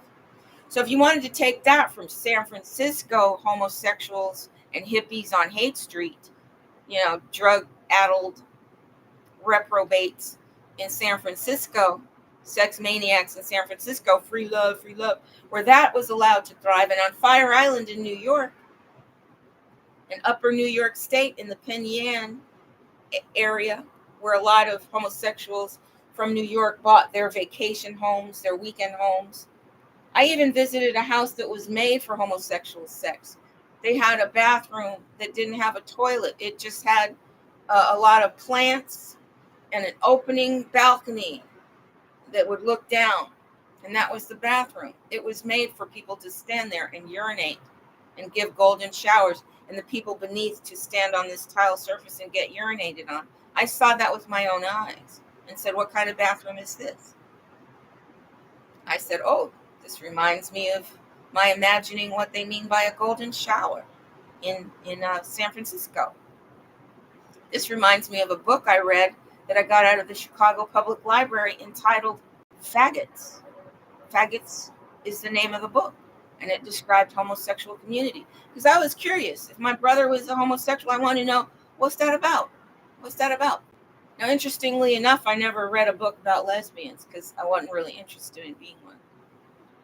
But at Brunswick, the real estate attorney was a lesbian, but we didn't know much about them. We didn't really see them. We didn't know them. And almost all the girls in her office were lesbians. And they didn't dress like other people. One of them dressed like a tomboy, right down to the pigtails, ponytails on each side of her head. That's how she came to work. Another one of them would wear boy-style striped shirts. And they put me in the front desk where I'm looking at an office, an empty office. And they're all behind me in the other desks. And the head lesbian boss of the real estate division, she's in the corner office, enjoying the view of these playful lesbians. Because there sure wasn't a lot of work. I mean, once you typed out that real estate description, it was over. And Brunswick Corporation did make money in real estate speculation and ownership, but it wasn't their major line of business. Marine motors, bowling alleys, bowling equipment. That was Brunswick's major business. But they had a real estate department. And, you know, I'm just overwhelmed about all of the ways that our enemies have schemed and connived to take over our lives. Not just the family, but the real estate industry too. I mean, David Wilcock was talking about how he's left a life of scheming and plotting and manipulating people behind him. And he's talking to his audience saying, you know, we have to all do this. You have to do this too. And I'm like, dude, that we is so not me. You know, and he's saying that he has left that life behind him. And I really loved it because I had heard a long time ago that Gaia, Gaia, where David Wilcock made his name, was filled with Luciferian Satanists, whatever you want to call them, devil worshippers. I'll call them devil worshippers. So I'm listening to David Wilcock actually admit it, and it felt great to hear him actually admit that he himself was into the evil arts, but that he has come out of it and is living the life of a new man. But he's having dreams about summoning demons and feeling good about it. So when people say we, just don't necessarily see yourself as a part of the collective. Get to know who you really are so you can really know yourself. So the way that they have used transsexuals to come to my room and damage my face, reinfect me with a disease that makes me look ugly, makes me hate my image in the mirror when I see my cheeks falling into my chin and I see my chin crumpling. And when I know that this is all being done with bioweaponry, it becomes even more important for me to recognize that maybe summoning demons to destroy demons isn't such a bad idea after all. Maybe the only thing that can destroy evil is something more evil than itself. Oh my goodness. Oh my goodness. Oh my goodness. Mercy, mercy me. I'm suddenly recalling that I did recognize my power to summon demons when demons did actually come to me to work for me. And this was when I was first being able to recognize that in order for God to be God, God has to be over good and evil at the end of the day. Okay? At the end of the day, God has to be sovereign over good and evil because he created everything. And that if free will decides to create and tolerate and cultivate and promulgate evil, what's God going to do about it when he gave you the free will in the first place, right? But he would still have divine beings across the spectrum. And that reminds me of other things that I'd forgotten that I learned from watching the sky, because I don't get to see the sky much anymore. And I live in this room so that they don't attack me every moment. And I remember another thing I learned from the sky gods. And that is that this particular phase of God's consciousness is coming to an end. That one of the things that God was testing was what would happen in a world of free will with good and evil. Evil, destruction, hurting, pain, disease, cheating, lying, killing, and good. nurturing families, social responsibility, production, growth, love. What would happen, God said, if I put these two forces together? Would more people choose to be good, or would more people choose to be evil? And this is what I've learned from good and evil. I've learned that evil will win every single time. You see, if I had said to the tranny at the door, get lost, your job is to deliver my food, now just get the F out of here, I never would have given the tranny the opportunity to deploy a weapon on me. The opportunity never would have appeared because I would not have tolerated that company. But I was being nice and I was being kind. I was saying, oh, this person is having an emotional moment and wants company in it. And when the person went from this side of me to this side of me to get this side of my face, he went from here shooting me to here shooting me. And I didn't even protect myself. And that's what always happens when there's a contest between evil and good. Good doesn't protect itself because good doesn't expect the attack. Good is not focused on destruction or delivering pain or deploying weapons. Good is thinking about, I'm serving you. I'm loving you. I'm taking care of you. I'm providing for you. You need to talk. I have ears. Talk. I'll listen. That's what good is doing. While evil is saying, oh, let me get over here so I can shoot her in the face. Hey, she's still here. I'm going to shoot her in the other side of the face too. That's what evil is doing. If I had ever known that when Marcus came in here crying like a little bitch, because he doesn't care what I think of him. He doesn't care if I think he's less of a man for crying because I said, I'd really wish you would deliver me some real marijuana instead of this stank ass hemp. I really wish that you could get me some real marijuana. Isn't there any real marijuana in Texas? Or is it all hemp? And he's saying, I've given you the best I've got. I'm going to bring everything I've got in here. And you just pick the one you want. Pick the one you want. And he spreads all this little weed out across my bed. His little weed sample, he spreads it all across my bed. Just pick the one you want so that he can be sure to deploy that earworm on my fucking pillow. He can be sure to do it if he's on my bed. And he had to create a scene to be on my bed, to be touching my bed, to be spreading things that would get to my pillow. He had to create a scene, didn't he? So he thinks she's nice, she's kind, she's loving, she's giving. I'm going to prey on her emotions. I'm going to pretend to cry and actually bring tears up.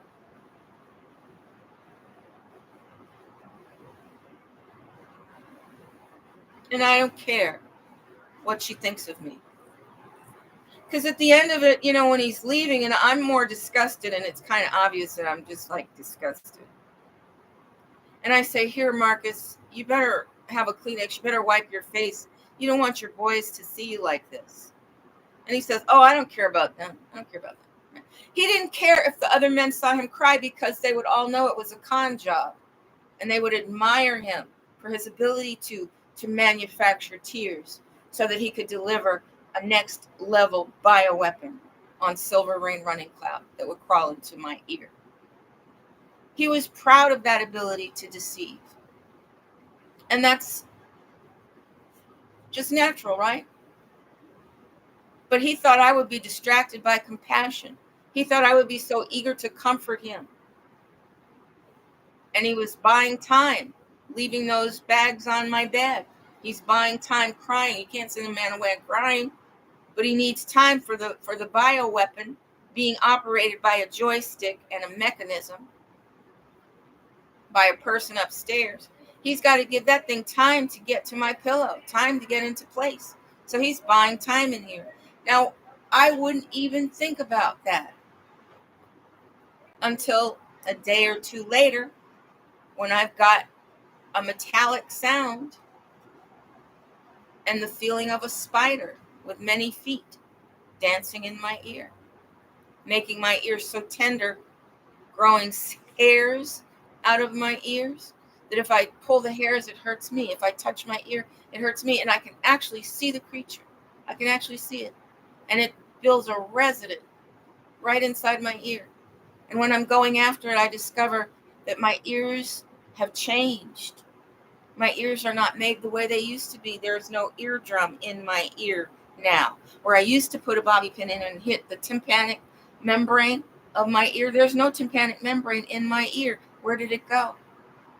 Well, that's where Morgellons, that was deployed on me in 2004 and 5.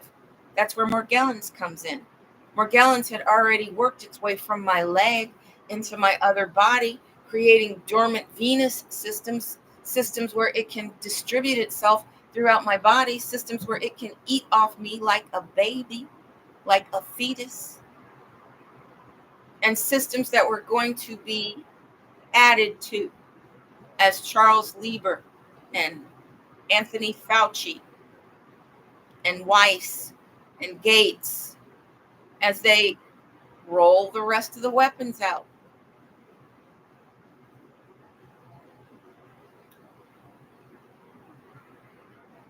So I'm really glad that the good ETs are here and we are ahead of them.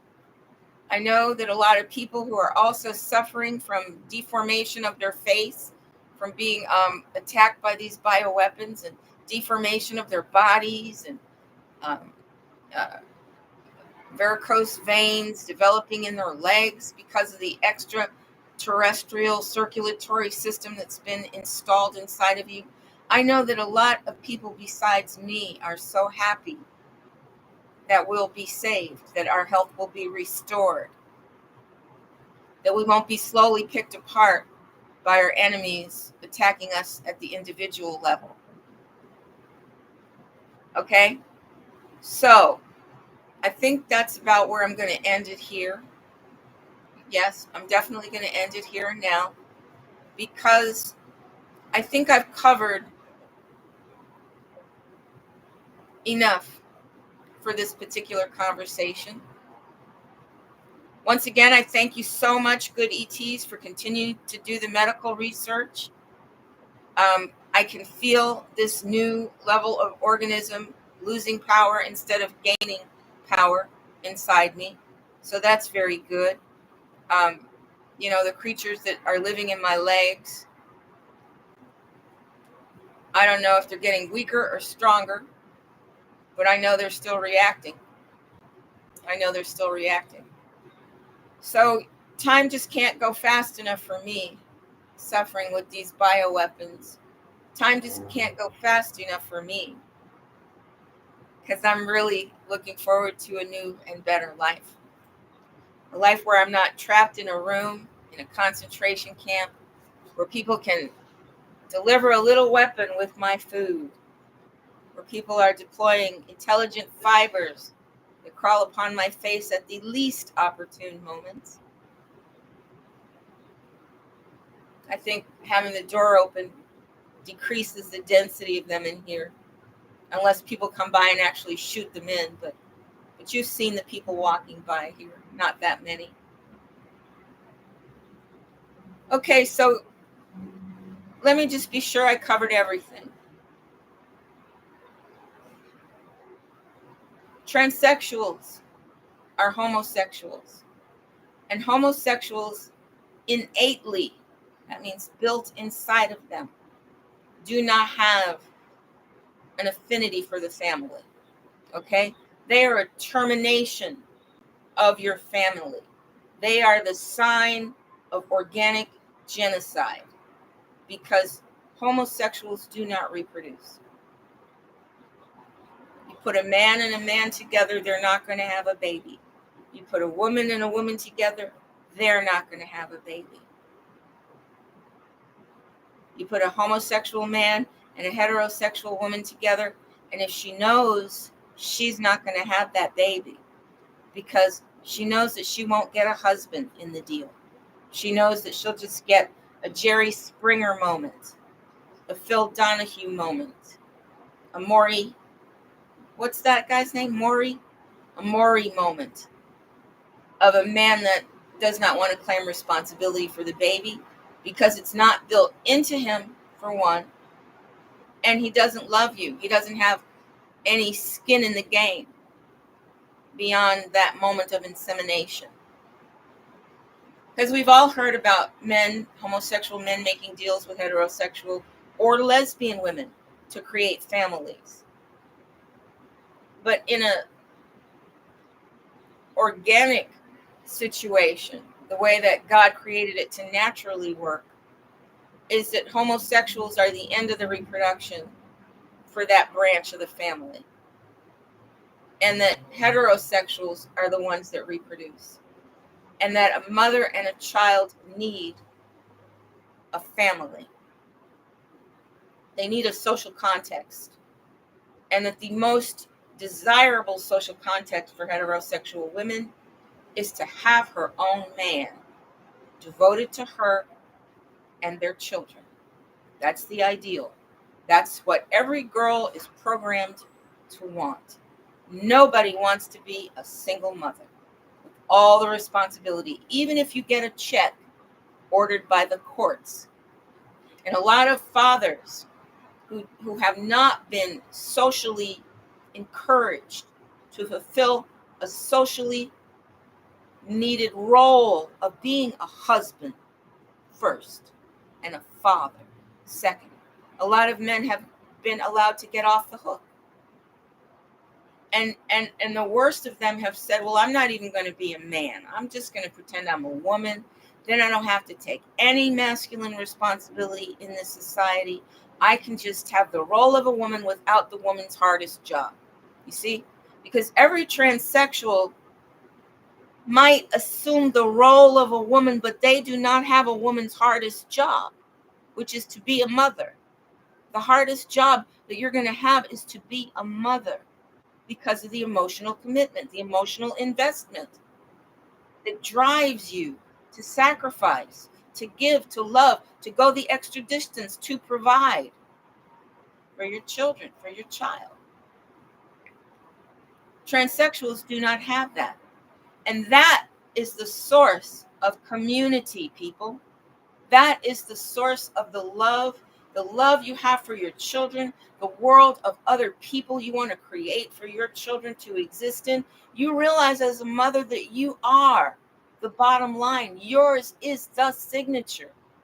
That if you don't get out there and create the Boy Scout troop, if you don't get out there and volunteer and pay for the ballet company, if you don't get out there and do the work to build a community, that work will not get done.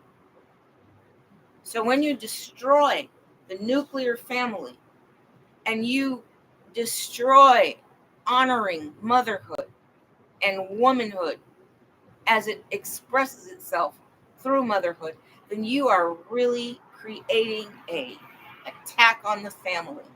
You know, you are chopping down the trees, the family tree.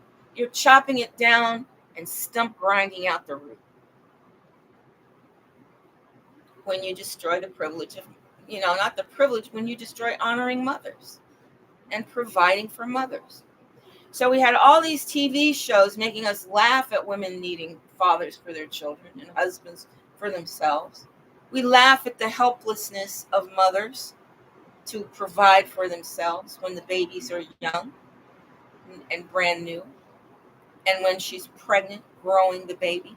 We've learned to laugh at that and just discredit it and see those women as invisible.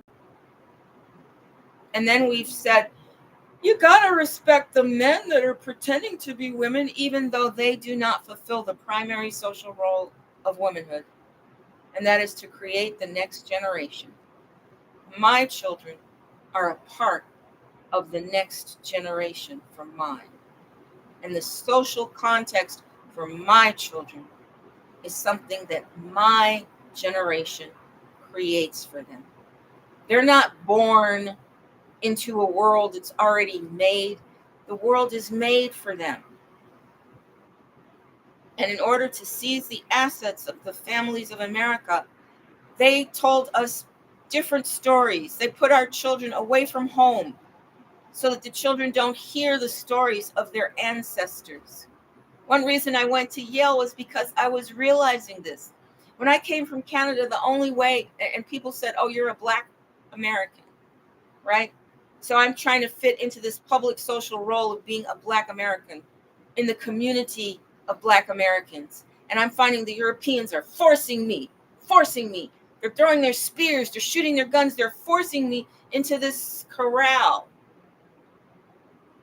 This corral they hold back with racial prejudice, with European national prejudice, racism. They hold me in this cell that they call Black people. And they're subjecting me to economic punishments and social humiliations. They're subjecting me to one marriage pool of men that they have been sure to make undesirable on many, many counts. Not the least of which is the prison mentality that they help to grow. Not the least of which is the ridiculing and humiliation of the Black woman. Flip Wilson is the person I thank for that. And his Here Come to Judge, Here Come to Judge. But more than him, Here Come to Judge, he used to have Maybelline or some Mabel.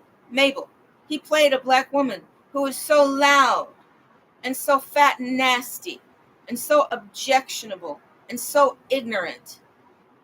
And she was the only Black woman. Flip Wilson's transvestite performance was the only image that we saw of Black womanhood. Cabin in the Sky was childlike, but Esther Williams at least played a nice role. The movie Imitation of Life, where the mother has a mixed race child who hates her because of the social persecution that her mother goes through that is rubbing off on herself, and because she doesn't want to be constrained to just Black men, because she is in love with a man that's European. There's nothing wrong with that at face value. It happened to Pocahontas. It happened to La Malinche. What's problematic about it is the way that the Europeans frame it.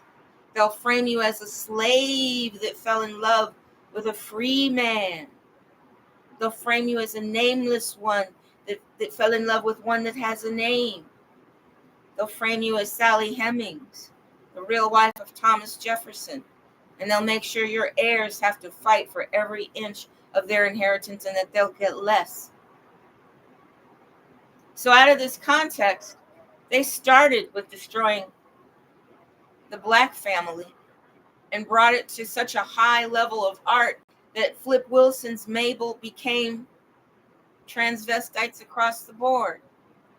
And they deployed transvestites as a social weapon, as a bioweapon against women, to say that you, although your value as a producer of humanity is crucial to the existence of humanity, we're going to let you know right now that this man over here pretending to be a woman, this man in a dress, this man willing to castrate himself, this man who is never going to be a part of reproduction, well, he's better than you, because we care more about what he has to say. Because even though he's playing a social role of womanhood as he sees it, he's still a man, so he's still a part of the patriarchy, so he's still important, more important than you in our paradigm of power, our European paradigm of power. But when I see men like David Wilcock, who I actually care about now that he's on the good side, I hope he can stay here on the good side. But when I see that he is not able to move himself forward in his life dream, he's not able to provide the public with a better flying machine that he's invented, that he's being hamstrung and tied back, then I feel like Europeans have a lot of their power at stake in the same fight that I'm fighting. That Europeans should join me in the liberation movement. That liberation has to include the end to European nationalism and European nationalist racism. That Europeans have to be able and willing to give up racism to join with me and my forces and make this world more fair, so that their David Wilcoxes will not be held back by a judicial system that's out to destroy them, so that their Alex Joneses will not have to pay exorbitant, unrealistic amounts because they hurt the feelings of the nobles and the royals. Europeans are going to have to admit that they want to stop being colonial subjects of Britain and colonial subjects of Europe and fake enemies of the Europeans controlling Russia. Our Europeans are going to have to take a gigantic step up if we're to continue this existence. I was really happy to see Kate Middleton missing a major ritual over there in England, where they control our judiciary system through the Bar Association and through their chaos of our courts. I was really glad. I mean, Tina Ainley is a Jew, and her husband died in Austria, where the Nazis come from. And she's there operating the highest court in the state of Arizona after the Supreme Court, the Superior Court of Arizona. And she's depriving Americans, real Americans with Spanish surnames. She's targeting them. She and her husband, her dead husband, target them and put them to a terrible economic fate. Make the mother, when I heard them back in the back of the court, degrading the 60-year-old grandma and knowing how much her family was going to suffer from the fines she was going to have to pay and from the hardship of her being put in jail for drunken driving. If Europeans are not going to be willing to get up off of that kind of behavior, Europeans are going to find themselves facing a lot more enemies than what they think. A lot more. Because there's not an American, a real American on the planet that wants to give our wealth to the Europeans. I mean, I have nothing against Europeans operating businesses in my land, but when they want to control all the land and all the waters, and when they want to steal from my people and kill us and genocide us, and when they want to go after the family of all races and womanhood in particular, then I have to say, you need to stand up with me and fight these motherfuckers, because they want everything. They want it all. Don't you want a piece of pie? If we don't get foreign investors out of America, we can say goodbye to the joy of a family forever.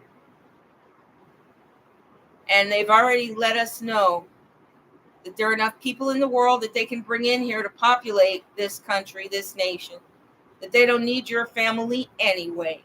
And if all of y'all die, that's perfectly okay with them, especially if you're a snitch.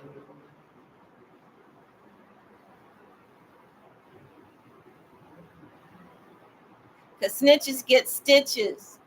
And it's not the stitches from creating an artificial vagina on a man. They like those stitches. It's the bioweapons deployed by transsexuals that do not have investments in the future. You see, among the people that have an investment in the future, people who want to have a healthy family, people that want to be able to start their own business and call their own hours and have their own land and their own access to water and their own freedom to buy from whomever they choose or not buy if they want to. All the people like that are the people that need to get involved with me and my armies, me and my forces, because we're fighting for what you want. And when good is up against evil, evil wins. But evil is a part of God. And one of the things I learned from the sky people before I got locked inside that I was remembering earlier is that God rules good and evil. And that in order to get rid of evil, you need superior evil. Okay? You need a superior force of evil to eradicate. It's like Dr. Seuss, thing 1 and thing 2, trying to get rid of the spot that was on the furniture when they had a party at the little boy's house when his parents weren't home. And they keep, everything they touch gets this spot on it, and the spot keeps growing bigger and bigger and bigger. And finally they're able to get rid of the spot and put it in a box, But that's how evil is. It gets bigger and bigger and bigger when you try to clean it with the wrong tool. With if you try to clean it with thing 1 and thing 2. But ultimately, only thing 1 and thing 2 can remove that spot. They might have to go through a few iterations, but ultimately they're the only ones that can remove that spot. So evil, at the end of the day, is the only force that can destroy the lesser evils, because good is always going to lose to evil. We are always going to lose because we do not think that way. We're about growth. We're about progress. We're about love. We're about success. And evil is about destruction, pain, disease, genocide, death, theft, tears, sadness, the end, destruction. So when evil comes down upon evil, the lower evil will be destroyed. And God has already said to me that all evil ends here. That when this age is over, he's finished looking at what evil can do. So that even the evilest evil will be destroyed by God. And God is everything. God manifests everything, good and evil. So only God can destroy the highest form of evil and still be the home and heart of all that is good. Because only God can hold both of these things. And they're not held like in a yin and yang. That's bull. That might have been the old system. I'm not sure of it. I don't think so. But it's not held in a yin and yang where you've got to have just as much evil as you have good. No. God's going to shift the whole line. If good and evil were a number line and 0 is the balance point and there's as much evil as there is good, well, look at it like this. Evil is the negative numbers. -1, all the negative numbers are evil. God is moving the number line to 3 or 10 or 16. And everything on the evil side is going to disappear. And 16 becomes the new 0 point. And there just is no evil here. No evil. Because that's the next thing God wants to see. God wants creation to grow and thrive. Creation includes humanity. I believe that we are the reflection of God's body. I believe that. You may not believe that. I do. I believe that of all the creatures in creation, God made us a reflection of God. Now, I'm not speaking about any other alien races of people, but I'm going to suggest that perhaps one reason that we hear that the extraterrestrials are fascinated with humans is because perhaps they also know that we are God's people. I've heard some ETs, in the public space say they don't even believe in God, that they think that they themselves are God. And I've heard them spread this around. But at the end of the day, they know that they have no worshipers. They have no power to create from nothing. They have no power to change the direction of creation. Therefore, they are not gods at all. But I've heard them even express atheism, that they don't even believe in God. Well, I believe that we are the physical third dimensional proof of God's existence. I believe humanity is the body of God. And I believe that we are unique in this. And that's what makes us special. That's what makes us worth Star Trek, traveling through the galaxies. Not to destroy the child trafficking drug dealers of the Earth planet. Not to just wipe us all out, but to actually save us. Because we are worth saving. Because we are created directly by God.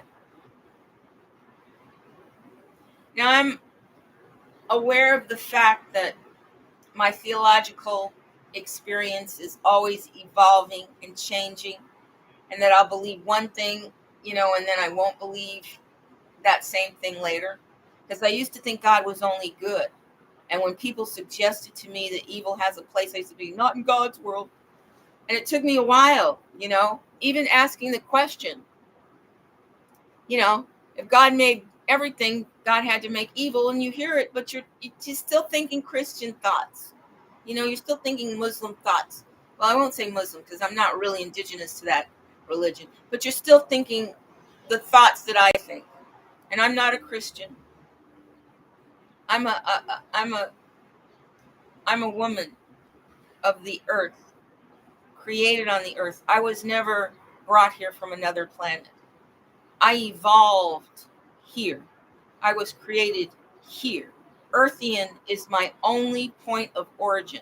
I hear some Europeans and other people say we were brought here, we seeded the planet. Well, I'm the indigenous people of this place. This is my only point of creation. I was never anyplace else. I was never on any other planet. I was never any other kind of extraterrestrial being. I was not created by extraterrestrials in a lab. I was created directly by God, and I was put by God right here.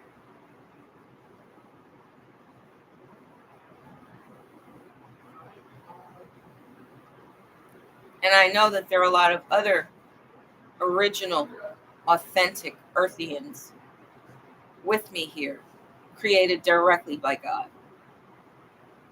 So I'm going to suggest that people not believe those stories that make you feel obligated to another race of people.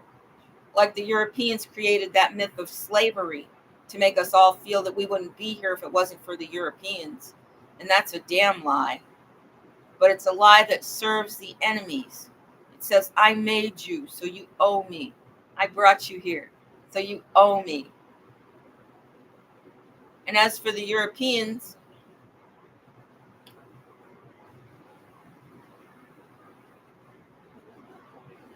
I don't know if you can do it. Because your DNA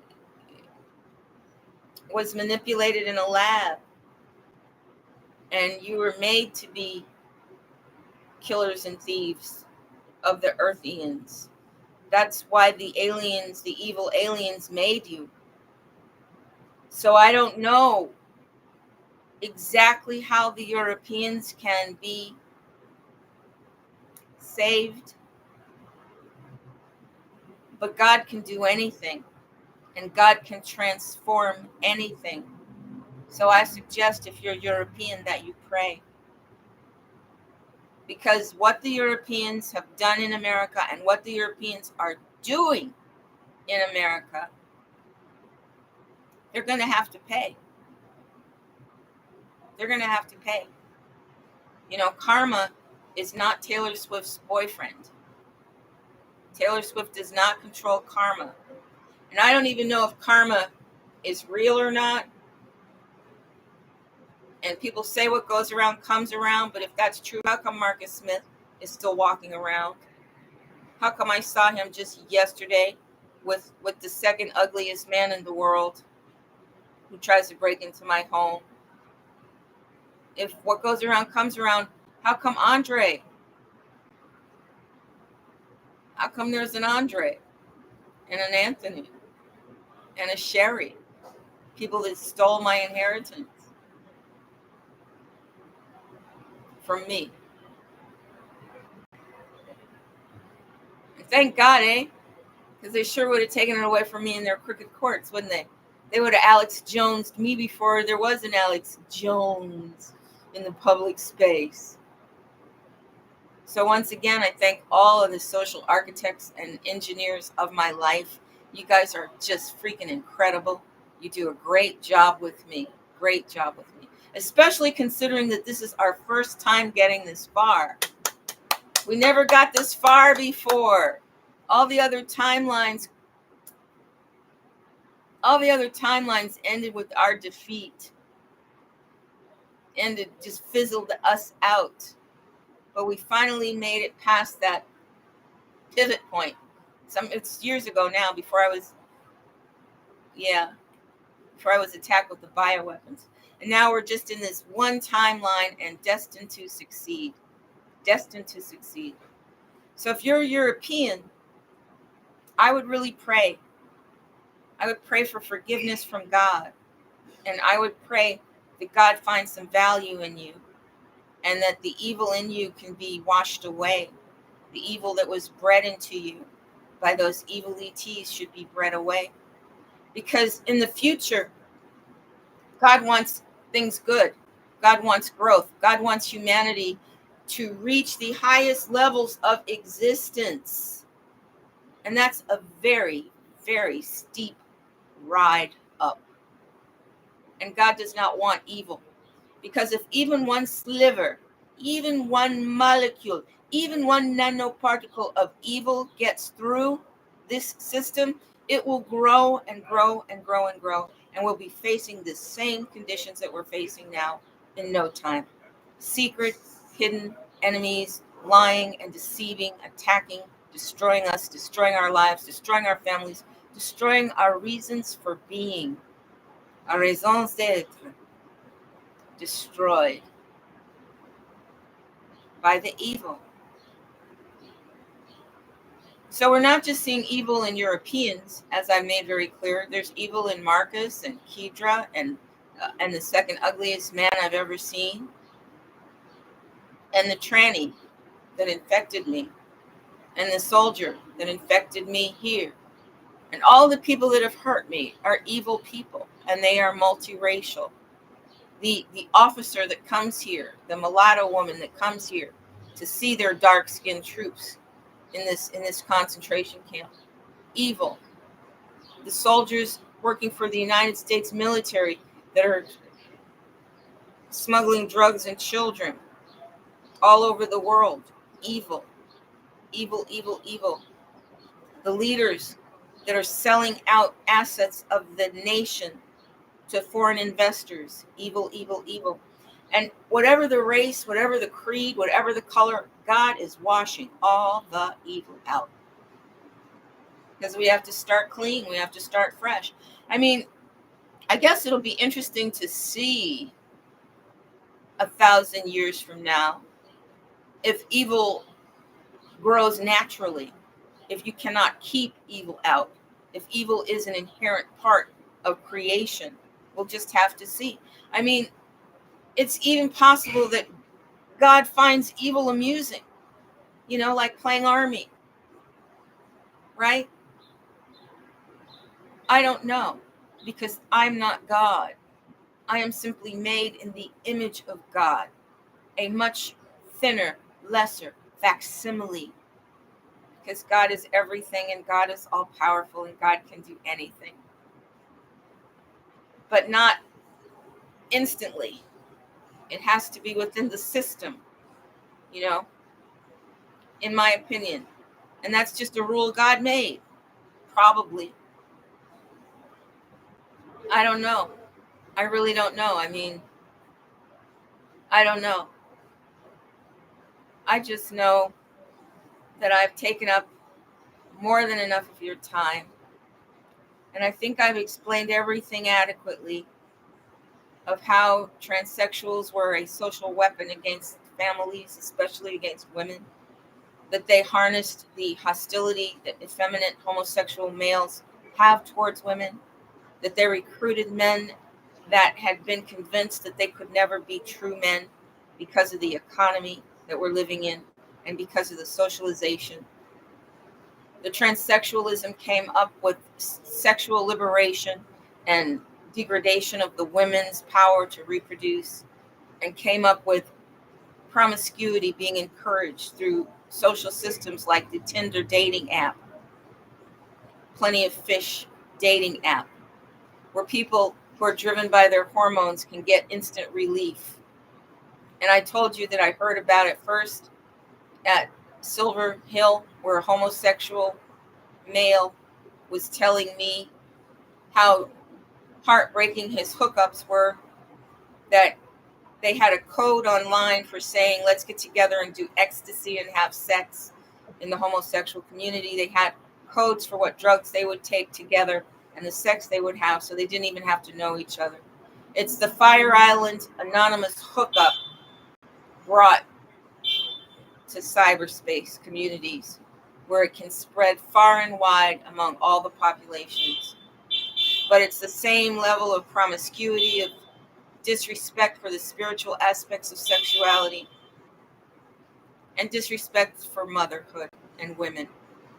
And once you destroy the women, you've really infiltrated the culture. That's why in Mexico, La Malinche, the first woman to marry and have a family with Spanish people, became an archetype of the beginning of the destruction of the Mexican culture that reaches its shining climax with the shine bombs that are going to bring the morality of the Europeans into the strictly Catholic loving. I won't say they're Catholic, but they love the strict morality, the good, the bad, the work that it takes to be good, to abstain, to make decisions that honor the respectable lives of other people. You see, this is what Catholicism in its pure form, in its ideal form, brought people. It brought people a way to identify a morale system. But with a Jew in charge of Mexico and the European manifest destiny,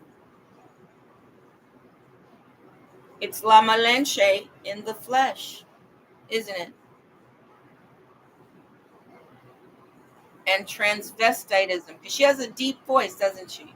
She might be a transsexual. She has a deep voice. And we've heard from the alternative European press about how many British royals do sex swapping. They're men, they're women, they're men that act like women, men who marry men that act like women, and then they ascend to power, or they ascend to power. We've heard that. We've heard that Trudeau was born a woman.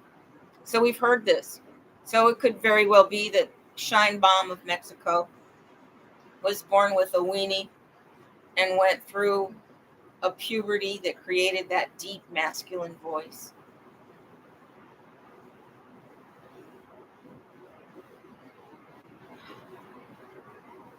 But in terms of the Gloria Steinem effect on Mexican culture and the transsexual movement effect on the integrity of the family, well, they knocked all that out with Shine Bomb, didn't they? They just disrupted heterosexual unions in Mexico completely by putting that Shine Bomb in. And we all know that when it comes to Europeans and elections and democracy, we know that Europeans believe in monarchies. Yes. And that in the minds of the Europeans, we are all subjects of the monarchs. You know, Elton John became one of the first crossover artists to help destroy soul and rock, rhythm and blues music.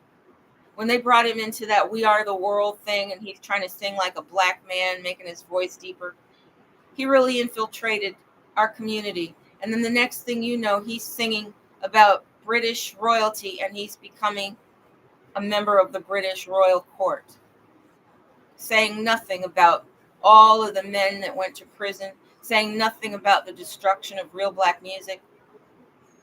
And Elton John is not the only one that sold the black real Americans out and made it very clear that he is a part of the British royal system. So Europeans have a real job ahead of them trying to decide, are you going to be a European under the monarchy, or do you want to try to become an American?